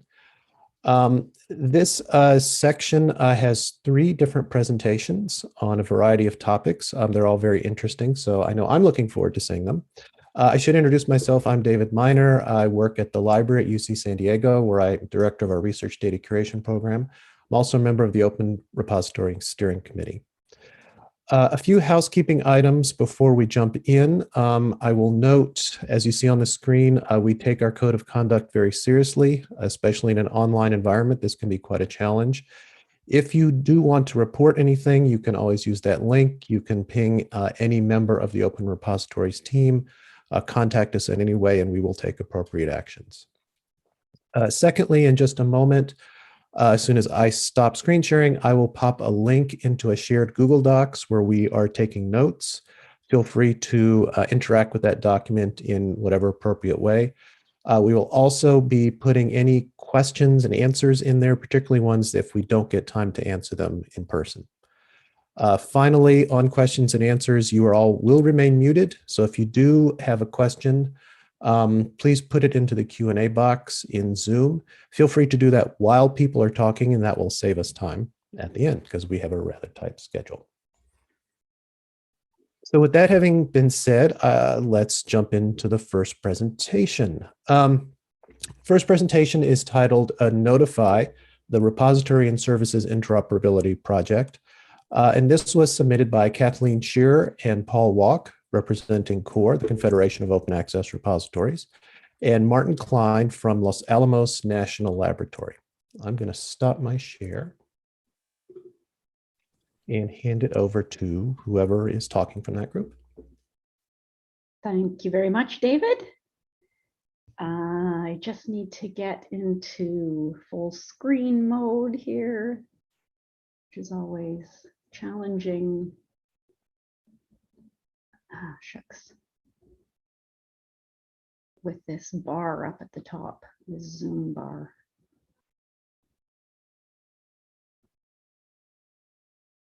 There we go. How's that? Okay, great. Hi, thank you very much, everyone. It's a pleasure to be here. As David said, I'm Kathleen Shearer, the Executive Director of CORE, which is the Confederation of Open Access Repositories. And we are going to present to you today an overview of the Notify project, and also some progress that we have made since we launched the project in January of this year. So the Notify project builds on some earlier work that we have done at CORE, specifically the CORE Next Generation Repositories initiative, which really had a vision around building layers of value-added services on top of repository content. But of course, to be able to do that, we need repositories to adopt some common behaviors. We need a certain level of interoperability, and that means also the adoption of some common technologies, which was the outcome of the next generation repository work, was recommendations around common technologies for repositories. Building on that work was the PubFair conceptual model that we published in 2019. And this is really looking at a couple of the use cases that came out of the next gen repository work. So in particular, assessment and peer review services, how they might fit in a very distributed environment, connecting with content, the very diverse content that is contained in the distributed repository network. So in January this year, 2021, we launched the Notify project. And the aim of the project is to develop a standard interoperable approach that will link reviews and endorsements, peer reviews and endorsements with research outputs housed in the distributed network of preprints and repositories and archives. And Paul and Martin are going to talk more about what we're doing around this, but we are the 3 principal investigators for the project. We are receiving great technical advice from both Herbert van de Sample and Patrick Hoxtenbach. And we have a number of really great partners coming from either the repository community or from the journals or overlay journal community or peer review services. So we have a first phase implementers who are at the moment starting to implement some of the Notify technologies. This is really in the way. And that is Epicence, HAL, and Peer Community In, which are French organizations and initiatives, and RECAP, which is the network of repositories in Portugal, which will be developing Notify using into the DSpace platform. We also have some second phase implementers who are contributing to the conversations now, but not quite ready to implement. That is eLife, CIAT, CSIC, which is a Spanish National Research Council repository, Pre-Review, which is a review community of reviewers, Humanities Commons, and Open Scholar. And then some other interested partners who I'm thinking of more as the third phase implementers, Harvard Library, Redalyc, and La Referencia in Latin America, and the National Institute of Informatics in Japan. And with that, I will now turn it over to Martin to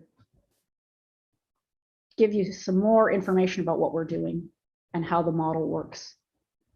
Martin? Thank you very much, Kathleen.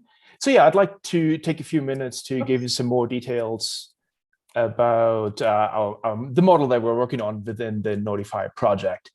And so firstly, I'd like to highlight that we're really utilizing broadly adopted standard web protocols within the model, right? We're using linked data notifications to send messages back and forth between systems, and we use activity streams 2 as the payload for those messages. Thank you. So with the fact that these standards are based on the web, we really are platform and service agnostic. So it really doesn't matter whether you're operating a blue repository or a green repository and would like to communicate with a red service or yellow service. In this context, our model really is agnostic. Another point that I'd like to stress is that we're really building on a distributed network of peers, meaning the Notify model is not dependent on a central entity for it to work. Examples of such peers are content providers such as repositories and preprint servers, and Kathleen had alluded to that already, and of course also peer review services such as Publons and Pre-Review. Next slide, please. So with that in mind, I think we can really articulate a number of goals for our project. First of all, we'd really like to see repositories play a larger, more prominent role within the scholarly communication landscape. And in order to do that, we need to, of course, operate at scale, and we need to enable and support interoperability between repositories and systems at large in general. All these things ideally should come at a modest investment. And by that, I don't necessarily mean financial investment, but maybe technical investment or even policy investment, right? And given the modest nature of these investments, we really do believe that we're able to lower the barriers of adoption and integration into the model. Another really important goal for us is that by decreasing the interdependence between distributed services, we are able to increase the odds of sustainability of the model. As Paul will outline in a few minutes, there are a number of use cases that are currently in scope for the Notify project. However, we're really excited to see what other use cases and contexts the model can support down the road. Next slide, please. So let me give you a very high-level example of how the Notify model enables message flow between systems. And to set the context, on the left-hand side in the bubble, you see our content providers. So you'll recognize some repositories, preprint services, publication platforms, and even micropublication platforms could, of course, be in this bubble as well. And on the right-hand side, you have a number of examples of our peer review services, such as Publons, PCI, and Pre-Review. Next slide, please. So to make this a little bit more concrete, on the left-hand side now we have our DSpace repository, and on the right-hand side, our Pre-Review peer review service provider. I'm uploading my preprint to my DSpace repository, and it is published at URIP. Now, as the author, I'd like to request a peer review on my preprint. So I can trigger my DSpace repository to send a review request message to the peer review service, which in turn responds with an acknowledgement, basically indicating, okay, I'll do this peer review for you. Once the peer review is concluded, two things happen. A, the pre-review service will publish the review at URIR, and it will send another message back to the DSpace repository informing it about the conclusion of the peer review and also the location, if you will, of the review at URIR. So now both parties have enough information to establish bidirectional linking, right? Our DSpace repository can indicate, I have a preprint, it's available at URIP, and it was indeed peer-reviewed. The peer review is available at URIR over there at pre-review. The peer review service, on the other hand, can indicate I have completed a peer review. It is available here at URIR, and the underlying preprint is available at the DSpace repository over there at URIP.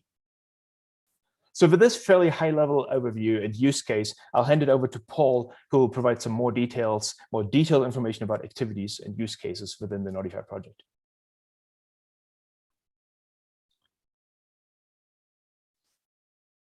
Thank you, Martin. So I'm just going to talk a little bit about the project itself, the activities that we've undertaken, and the progress which we're making.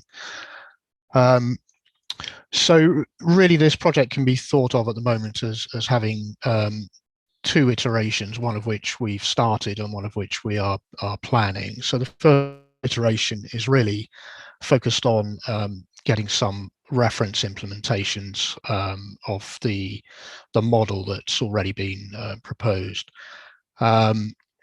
We have focused on the community conventions for describing the profiles which will be conveyed by the notifications to support the use cases which I'll describe in a moment.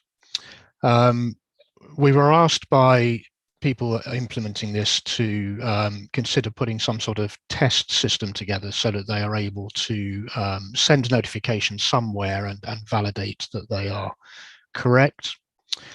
And we're gradually assembling a knowledge base of, technical good practice, etc., to help people who are going to be following along and implementing this in future.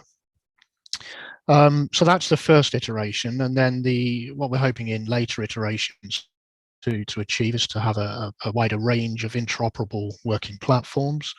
We're going to be reaching out to all of the repository platform providers and other significant platforms and software applications in this space. We'll be developing a catalog of implementations, both running instances and software which supports Notify, so that people will be able to quickly identify services and software which can help them use the Notify technology. And we'll be expanding our knowledge base to turn it into a really comprehensive knowledge base to support that kind of activity. Next slide, please, Kathleen. So it's important to emphasize that we're not trying to just build something from our own imagination here. We're responding to real use cases which have been suggested and then developed actually and documented in some detail by members of the community.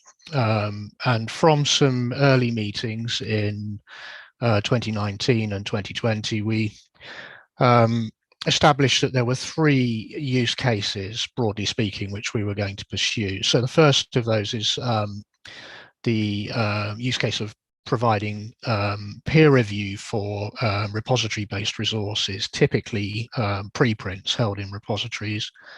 The second is to some extent building on that, but also adding what we're calling endorsement, which is essentially the activity which happens when, for example, an overlay journal decides to include a repository preprint in one of its editions, having conducted some peer review process for that repository resource.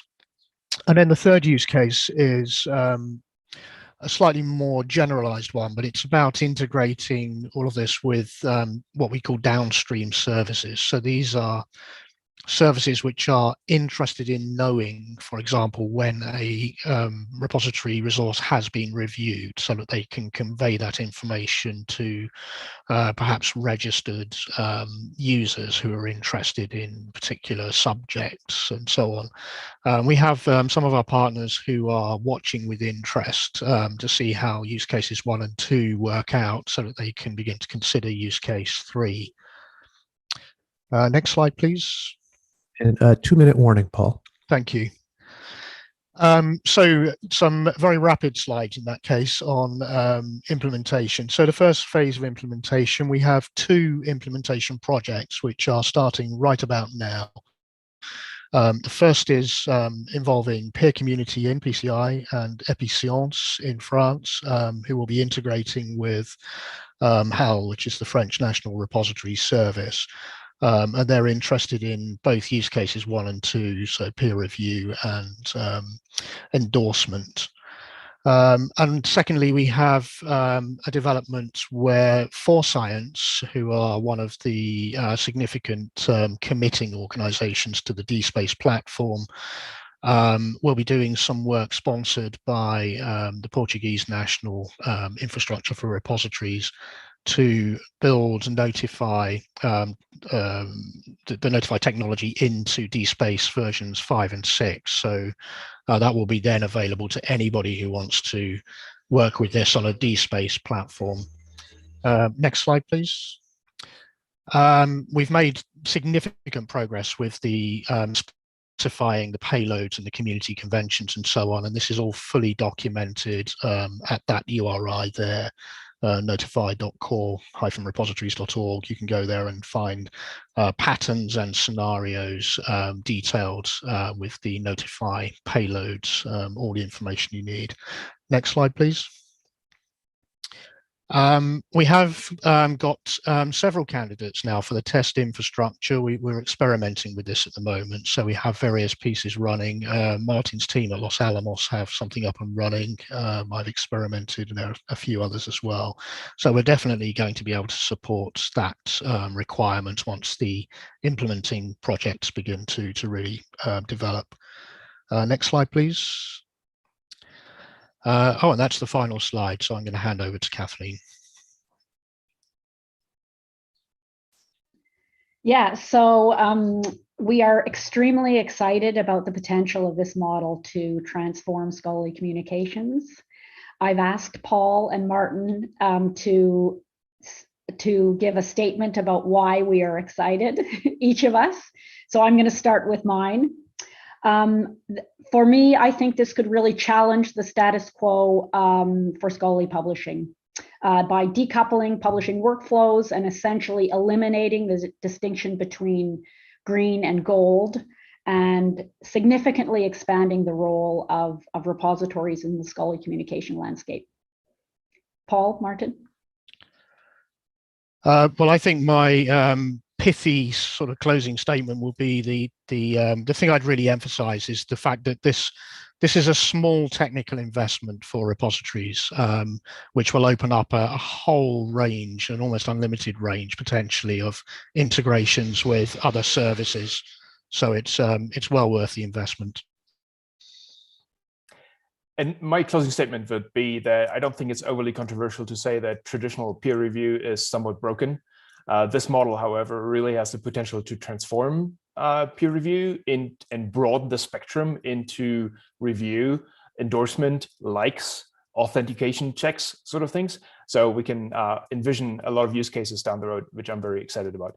And I'm also excited about the fact that we did not synchronize our 3 closing statements and they were distinct. So that's really interesting too.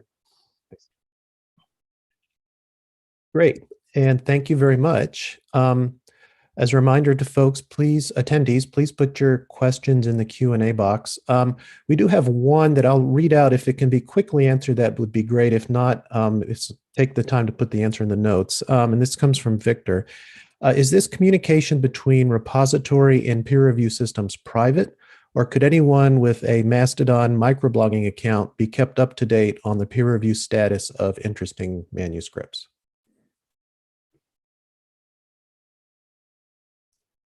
So maybe I take this question very quick.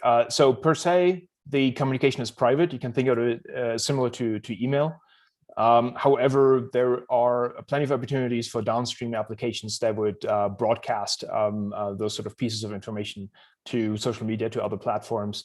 You can envision, aggregating services that would take messages and then relay them to other interested parties and the like. So the potential is there. However, right now, I think it's out of scope for our project, but technically speaking, basically all these things are possible and super exciting. Great. And thank you very much. Martin, I wonder if you wouldn't mind taking 30 seconds and typing that answer into the notes, just so that other people who don't attend may see that. It would be greatly appreciated. You don't know my typing speed, do you? I'll take a minute. Well, you can take your time. We're not timing you on that one. Thank you very much. That was a very interesting presentation. And we'll move on to the second one in this block, which I believe looks like Washington may be presenting. Washington, if you would like to get ready while I introduce you. This presentation is titled On Building a Tool for Finding Data Sets Based on a List of Researchers or Publications. And this was submitted by Washington Carvalho Segundo from the Brazilian Institute of Information and Science and Technology in Brazil, and Tiago Dias from the Federal Center for Technological Education of Minas Gerais, also in Brazil. Washington, I will hand it over to you. Okay, thank you. Thank you very much, David. So I will direct to the point. Will be so as David said, this is a work done by myself, Washington Segundo, and Tiago Dias. I am from ICT, and Tiago Dias is from CFIT MG. There are two. These are two research institutions of Brazil. I'm presenting this tool for finding data sets based on a list of research or publications. But I will give first some context where this tool is being developed. First, the start point of this tool is our system, our aggregator, national aggregator of publications and data sets. Its name is WasBR, and it harvests some content from different sources spread over Brazil. And also it is a window to be harvested to other initiatives like La Referencia, that is a network of 11 countries, and also by RICAP, and also by OpenAir via La Referencia.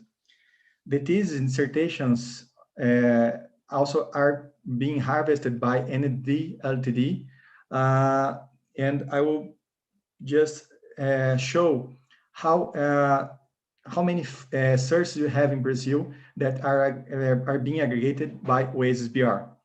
The first one in the left, the top in the left with the head spots are the digital libraries of thesis dissertations. The second one, the right with the green dots, are the institutional repositories. And the last one, the blue dots, are the open journal systems.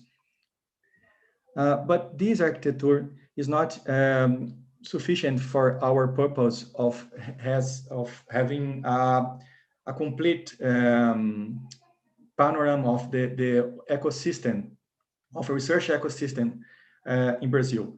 So we started the project in the beginning of the 2020 that with aims to aggregate information for many roles in the ecosystem, the research ecosystem. The researcher, the funding, the research project, the research organization, the laboratory and equipment infrastructure, and also many outputs of the research process, like research data sets, patents, article, theses, dissertations, and so on, in the literature field, and also software and the other outputs. This project was named BR-CRIS, the ecosystem of the Brazilian research, and it was based on an extension of the La Referência platform, that is a software that La Referência is providing to the La Referência members. And it aggregates not only literature information, but also CV information of the researchers in Brazil. Has a platform named the LATS platform that's very important for Brazil, and it has many information for millions of researchers in Brazil. And also it aggregates some other international infrastructures like Open Air Research Graph, but this only in the scope of national research. Not all the Open Air Research Graph are putting into La Referência platform, but just the information that we filter to fit the national context of Brazil.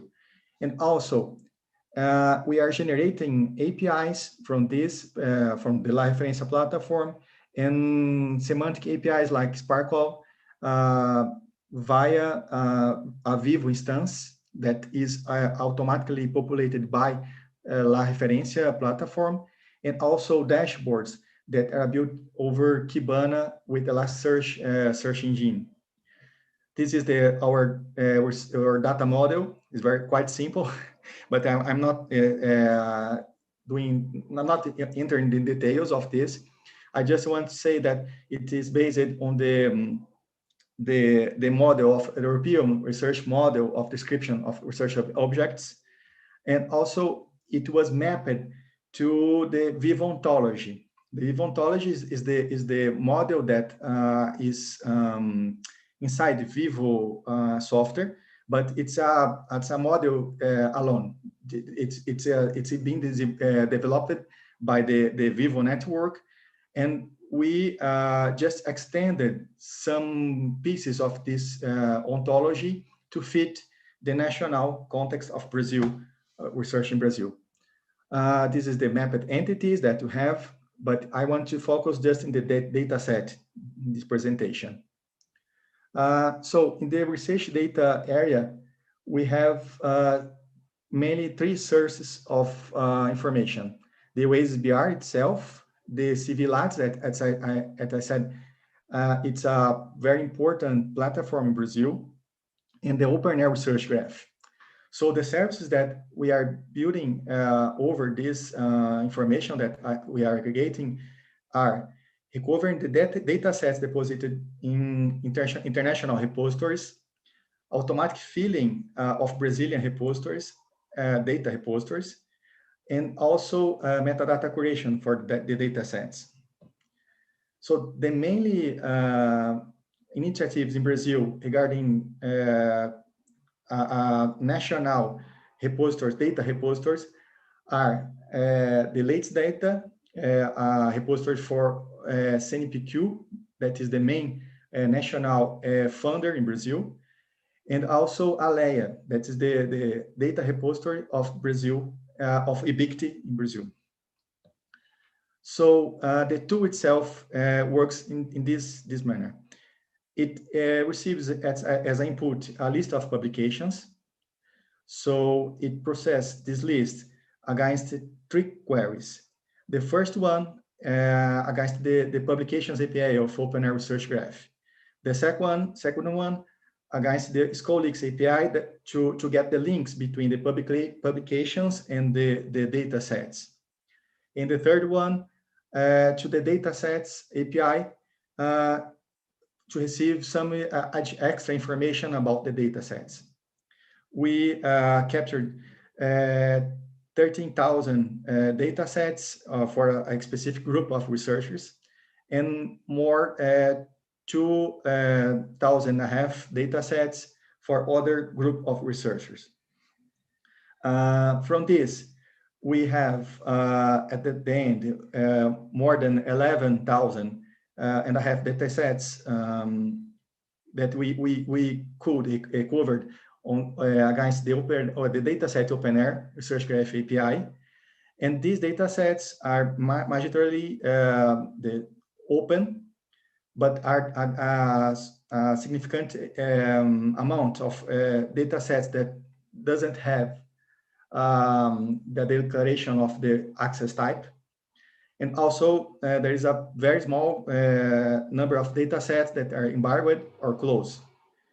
And also the areas of these data sets are the top 10 are zoology, chemistry, genetics, physics, agronomy, medicine, ecology, biochemistry, veterinary medicine, and collective health. So the conclusions are that we have a tool developed in these two in-progress projects, the BR-CRIS and the latest data /ALEA data repositories. This tool can be easily adapted to be applied in an arbitrary list of scientific publications. And also we want to adapt this to recover data sets for a list of researchers, an arbitrary list of researchers that have the identifiers of each person.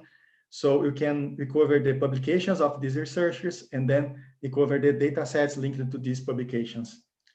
And finally, it was very interesting to have automatic process to download the data sets from this list and upload them to data repositories in Brazil, like Let's Data and ALEA. So this is what I want to transmit. I'm not a native English speaker, as you can see, and if something does not clear, I can answer the questions. And I want just to show a little bit the first results of these two systems, the BR-CRIS system that is under development. This is the Vivo instance that you are populating. It's very interesting because this is automatically exported from the La Referência platform. And it's interesting that we have the ability to make some visualization of this data.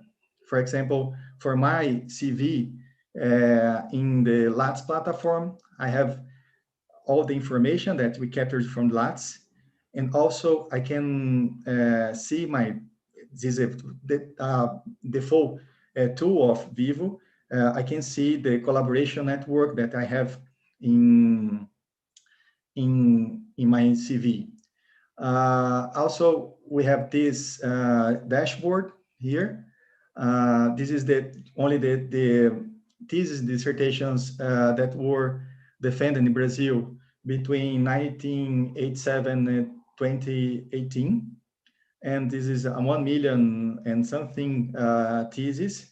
And here I can navigate on the dashboard. It's very intuitive, and it's very interesting how easy it is to build these kind of things when you have the information all organized in La Referência platform and then exported to these two visualization tools. So that's all. Thank you very much. And I'm here for questions. Thank you very much, Washington. And that demo right at the end was fascinating. That was really cool. As a reminder to folks, please do type questions into the Q&A box. We don't have any at the moment. We'll give it a couple seconds to see if any come in. And you can also do that afterwards, or especially afterwards into the shared Google Doc notes. Our presenters are actually going in there and answering questions that they find there.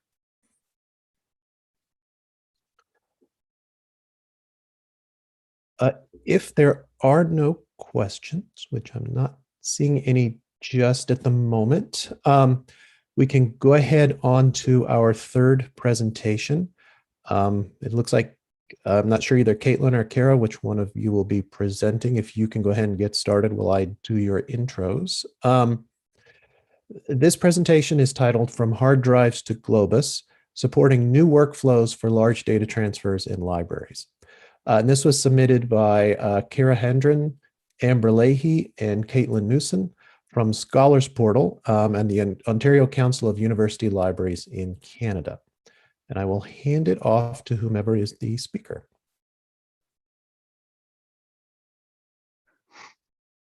Thanks, David. You're hearing me okay?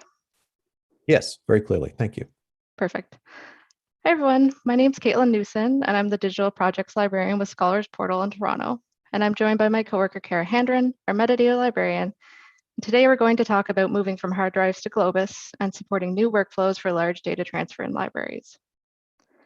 First, a bit of background on who we are. Scholars Portal is the service arm of the Ontario Council of University Libraries. We provide shared technology and collections for the 21 Ontario University libraries, as well as other subscribing Canadian libraries. One tool we'll be talking a lot about today is Globus. Globus is a nonprofit subscription service based at the University of Chicago. It enables data management and transfer between endpoints, which can be set up on a user's computer or on a server. Users can transfer data through web applications or via APIs. Globus uses grid FTP technology to transfer large data files, which allows for a more seamless and stable user experience. Scholars Portal Dataverse is a research data repository hosted by Scholars Portal at the University of Toronto that began in 2012. It uses the open source Dataverse software developed at Harvard's Institute for Quantitative and Social Sciences. The service has grown to 59 subscribing institutions across Canada over the last 9 years. Some of the key features of the repository include the ability for users to directly deposit and publish their data sets, enter metadata and terms of use, customize permission settings, restrict their data as needed, track changes to data sets across versions, and mint DOIs. One of the major limitations of Scholars Portal Dataverse has been the size of individual files. The repository currently supports files up to a maximum of 3 gigabytes per file, and over the past few years, we've seen a number of requests to upload larger files and have had projects we couldn't support because of these limits. Because users upload files directly in the browser using the HTTP protocol, increasing the limit setting is not an option, and users will encounter errors and failed uploads. There's also a growing need to better support users that have less reliable or fast internet connections, as not all users access the repository from a high-speed university network connection. Some large file transfer options for Dataverse, like the data capture module, exist, but users need to have the technical expertise and setup to download and run shell scripts in order to use them. As we explored options for large data transfer, we began to explore an integration between Dataverse and Globus. The project started as part of a grant project that was funded by Canary from 2018 to 2020. In the first phase of the project, our team developed a proof of concept integration between Globus and Dataverse.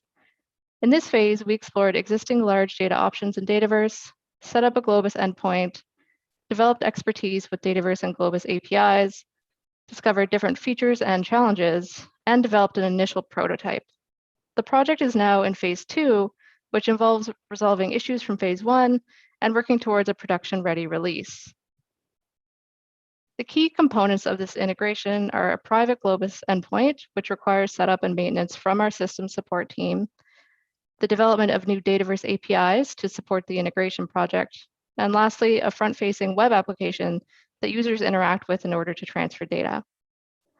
One of the main reasons we developed our own application instead of using the existing Globus tools is how each platform handles file access. So in Dataverse, file access is controlled at the file level through permission settings. But file access in Globus is managed at the directory level, which means we can't control access at the file level in the Globus web app. So Dataverse stores all of its files for a dataset in the same directory. So using the Globus tool would mean that users could automatically access every file in the dataset, which is especially an issue if there are files in the dataset that were restricted. To use the front-end application, users begin by setting up their Globus account on the Globus website and installing the Globus Connect personal application. Globus Connect is kind of similar to a tool like Dropbox when you download it, where you install it and it transfers files from your local machine. Users can then create a dataset in Dataverse and select the option to upload through Globus. This will open the Dataverse Globus tool that we've developed, shown in this screenshot. Users can select files from their machine for transfer and then submit that transfer. The user is directed to return to their dataset in Dataverse, and once Dataverse has processed and ingested the files and done things like generated checksums, they appear in that dataset. Users can continue to add more files to the dataset, or they can go ahead and publish it. When a user downloads the files, they'll select an option to download through Globus and see a similar interface to the one in the screenshot. But instead of submitting the files, they're transferring them from Dataverse to their own Globus endpoint, which may be on their local machine or on a server. A couple of challenges that we're still thinking through in the project are restricted datasets and storage usage. Dataverse and Globus have separate permission systems, and in Dataverse, we can restrict data completely to specific user groups, or we can enable access based on requests. We need to ensure that users can access this data via Globus and ensure that Dataverse's permissions are respected by the Globus system.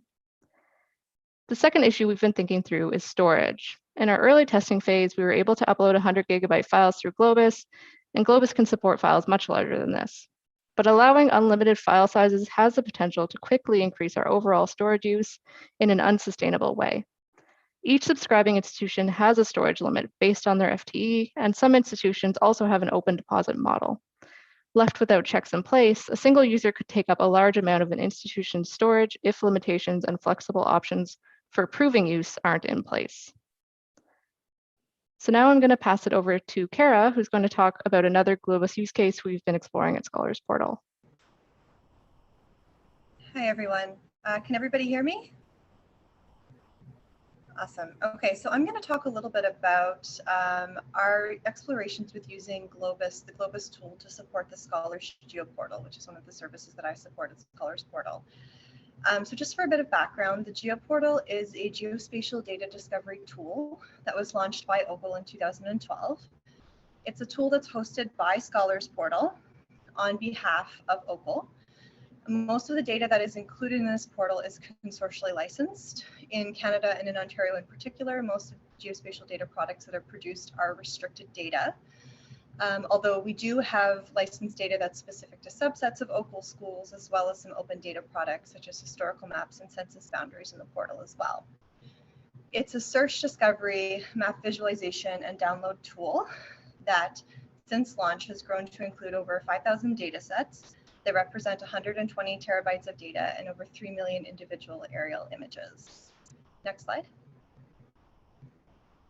So downloading has presented a problem from the start when it comes to geospatial data. Unlike in some other areas, geospatial data is something that just continues to grow in size, particularly when you're looking at rasters like imagery or LiDAR.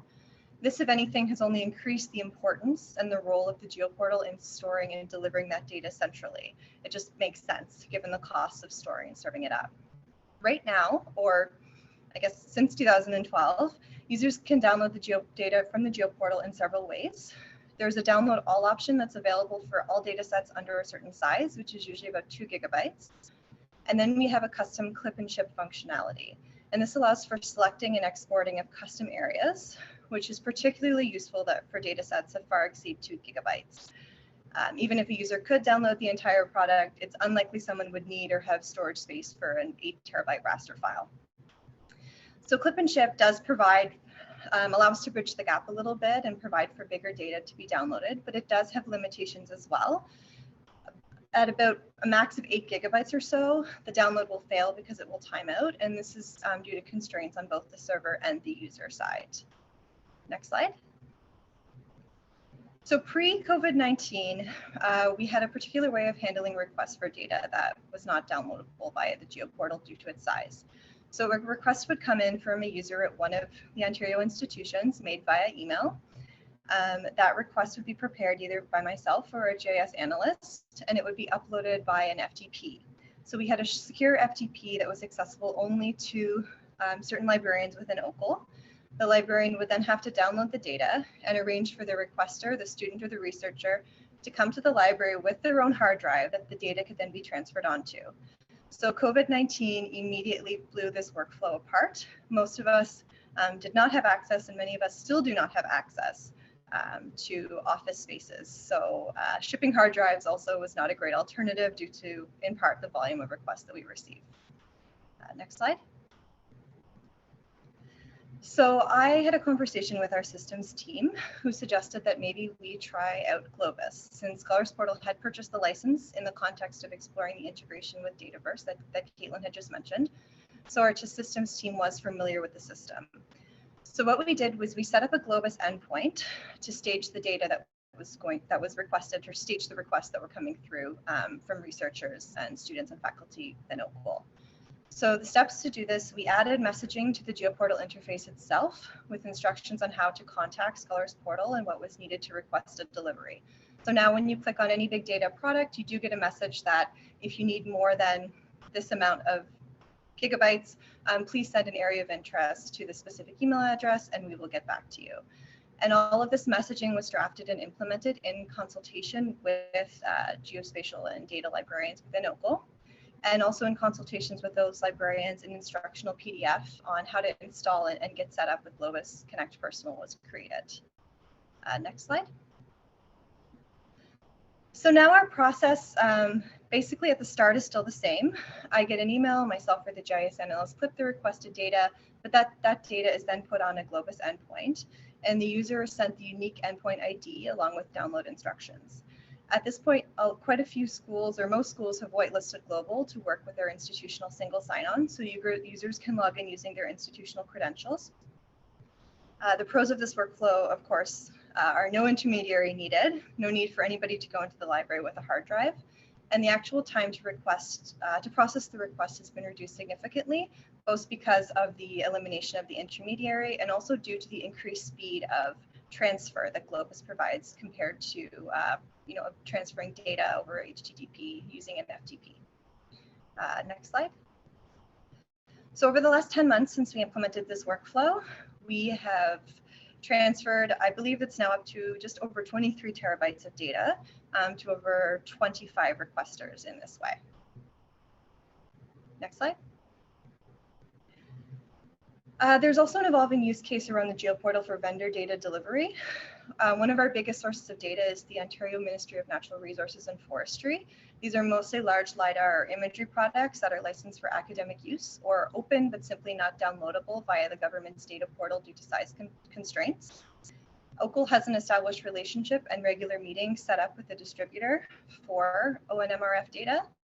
And given the success of Globus for transferring data to users, we brought up Globus as a solution for delivery of data from them to us, and they were willing to try this. Because hard drive deliveries were difficult to negotiate for the same reasons as mentioned before: lack of building access, limited number of hard drives, and difficulty arranging for delivery with shipping departments. So we actually just completed our first product transfer, which was a imagery product, and it was 6 terabytes of data that was received in less than 24 hours. And we hope to continue exploring this workflow with additional vendors as well. Next slide. So some benefits of Globus overall. As Caitlin mentioned, it was by far the best out-of-the-box option tested in terms of ease of use. Everything else required users should be familiar with running shell scripts on command line, whereas Globus is much easier. It comes with an out-of-the-box GUI and Globus Connect Personal. That's pretty easy to use. Just on personal experience, like I mentioned, I've transferred to about 25 users, and I only had one person who had any difficulty at all with setup. Next slide.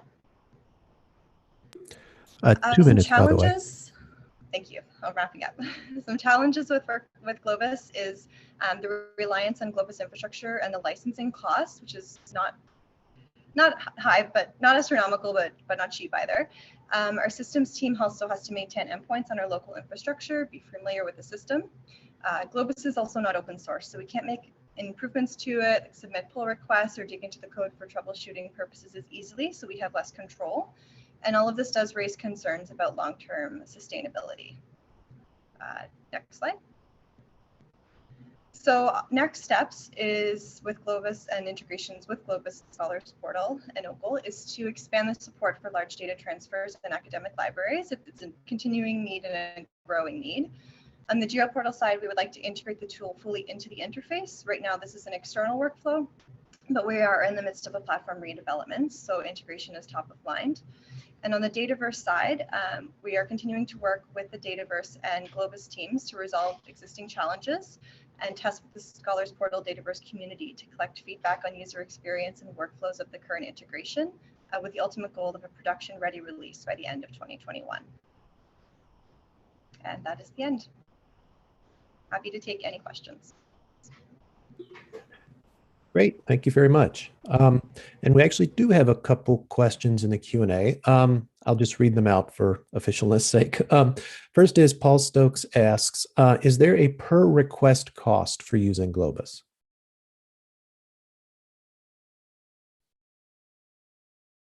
Do you want to take that one, Caitlin? Go ahead, Kara. No, there's not a per request cost for using like Globus. So it's not based on, the number of requests or the number of data transfers that come in. I would add to that too, there's no cost for in the Dataverse context, there's no cost for researchers who are using it.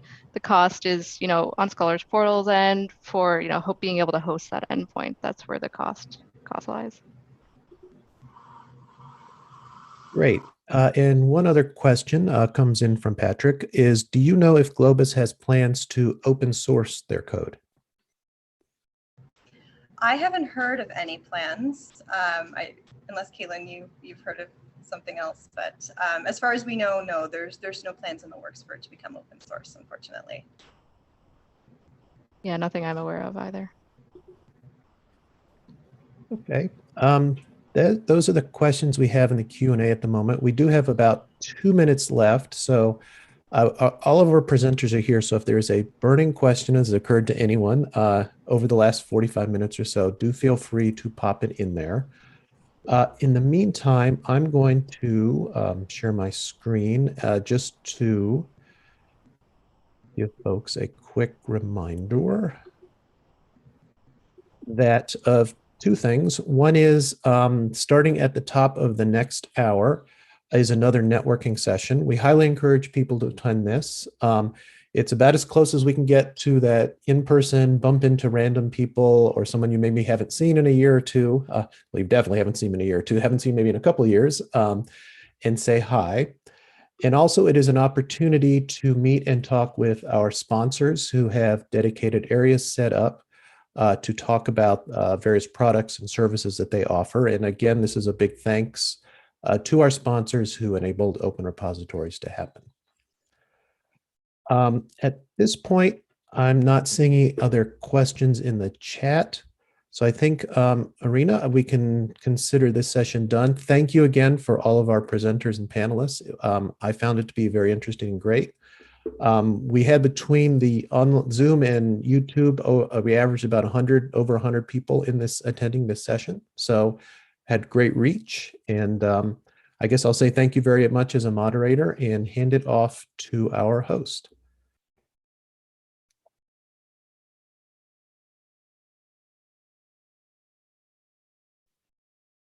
Thanks a lot, David. Thanks a lot, everyone, and see you in the networking area. Thank you. Bye, everyone. Thank you very much. Bye-bye.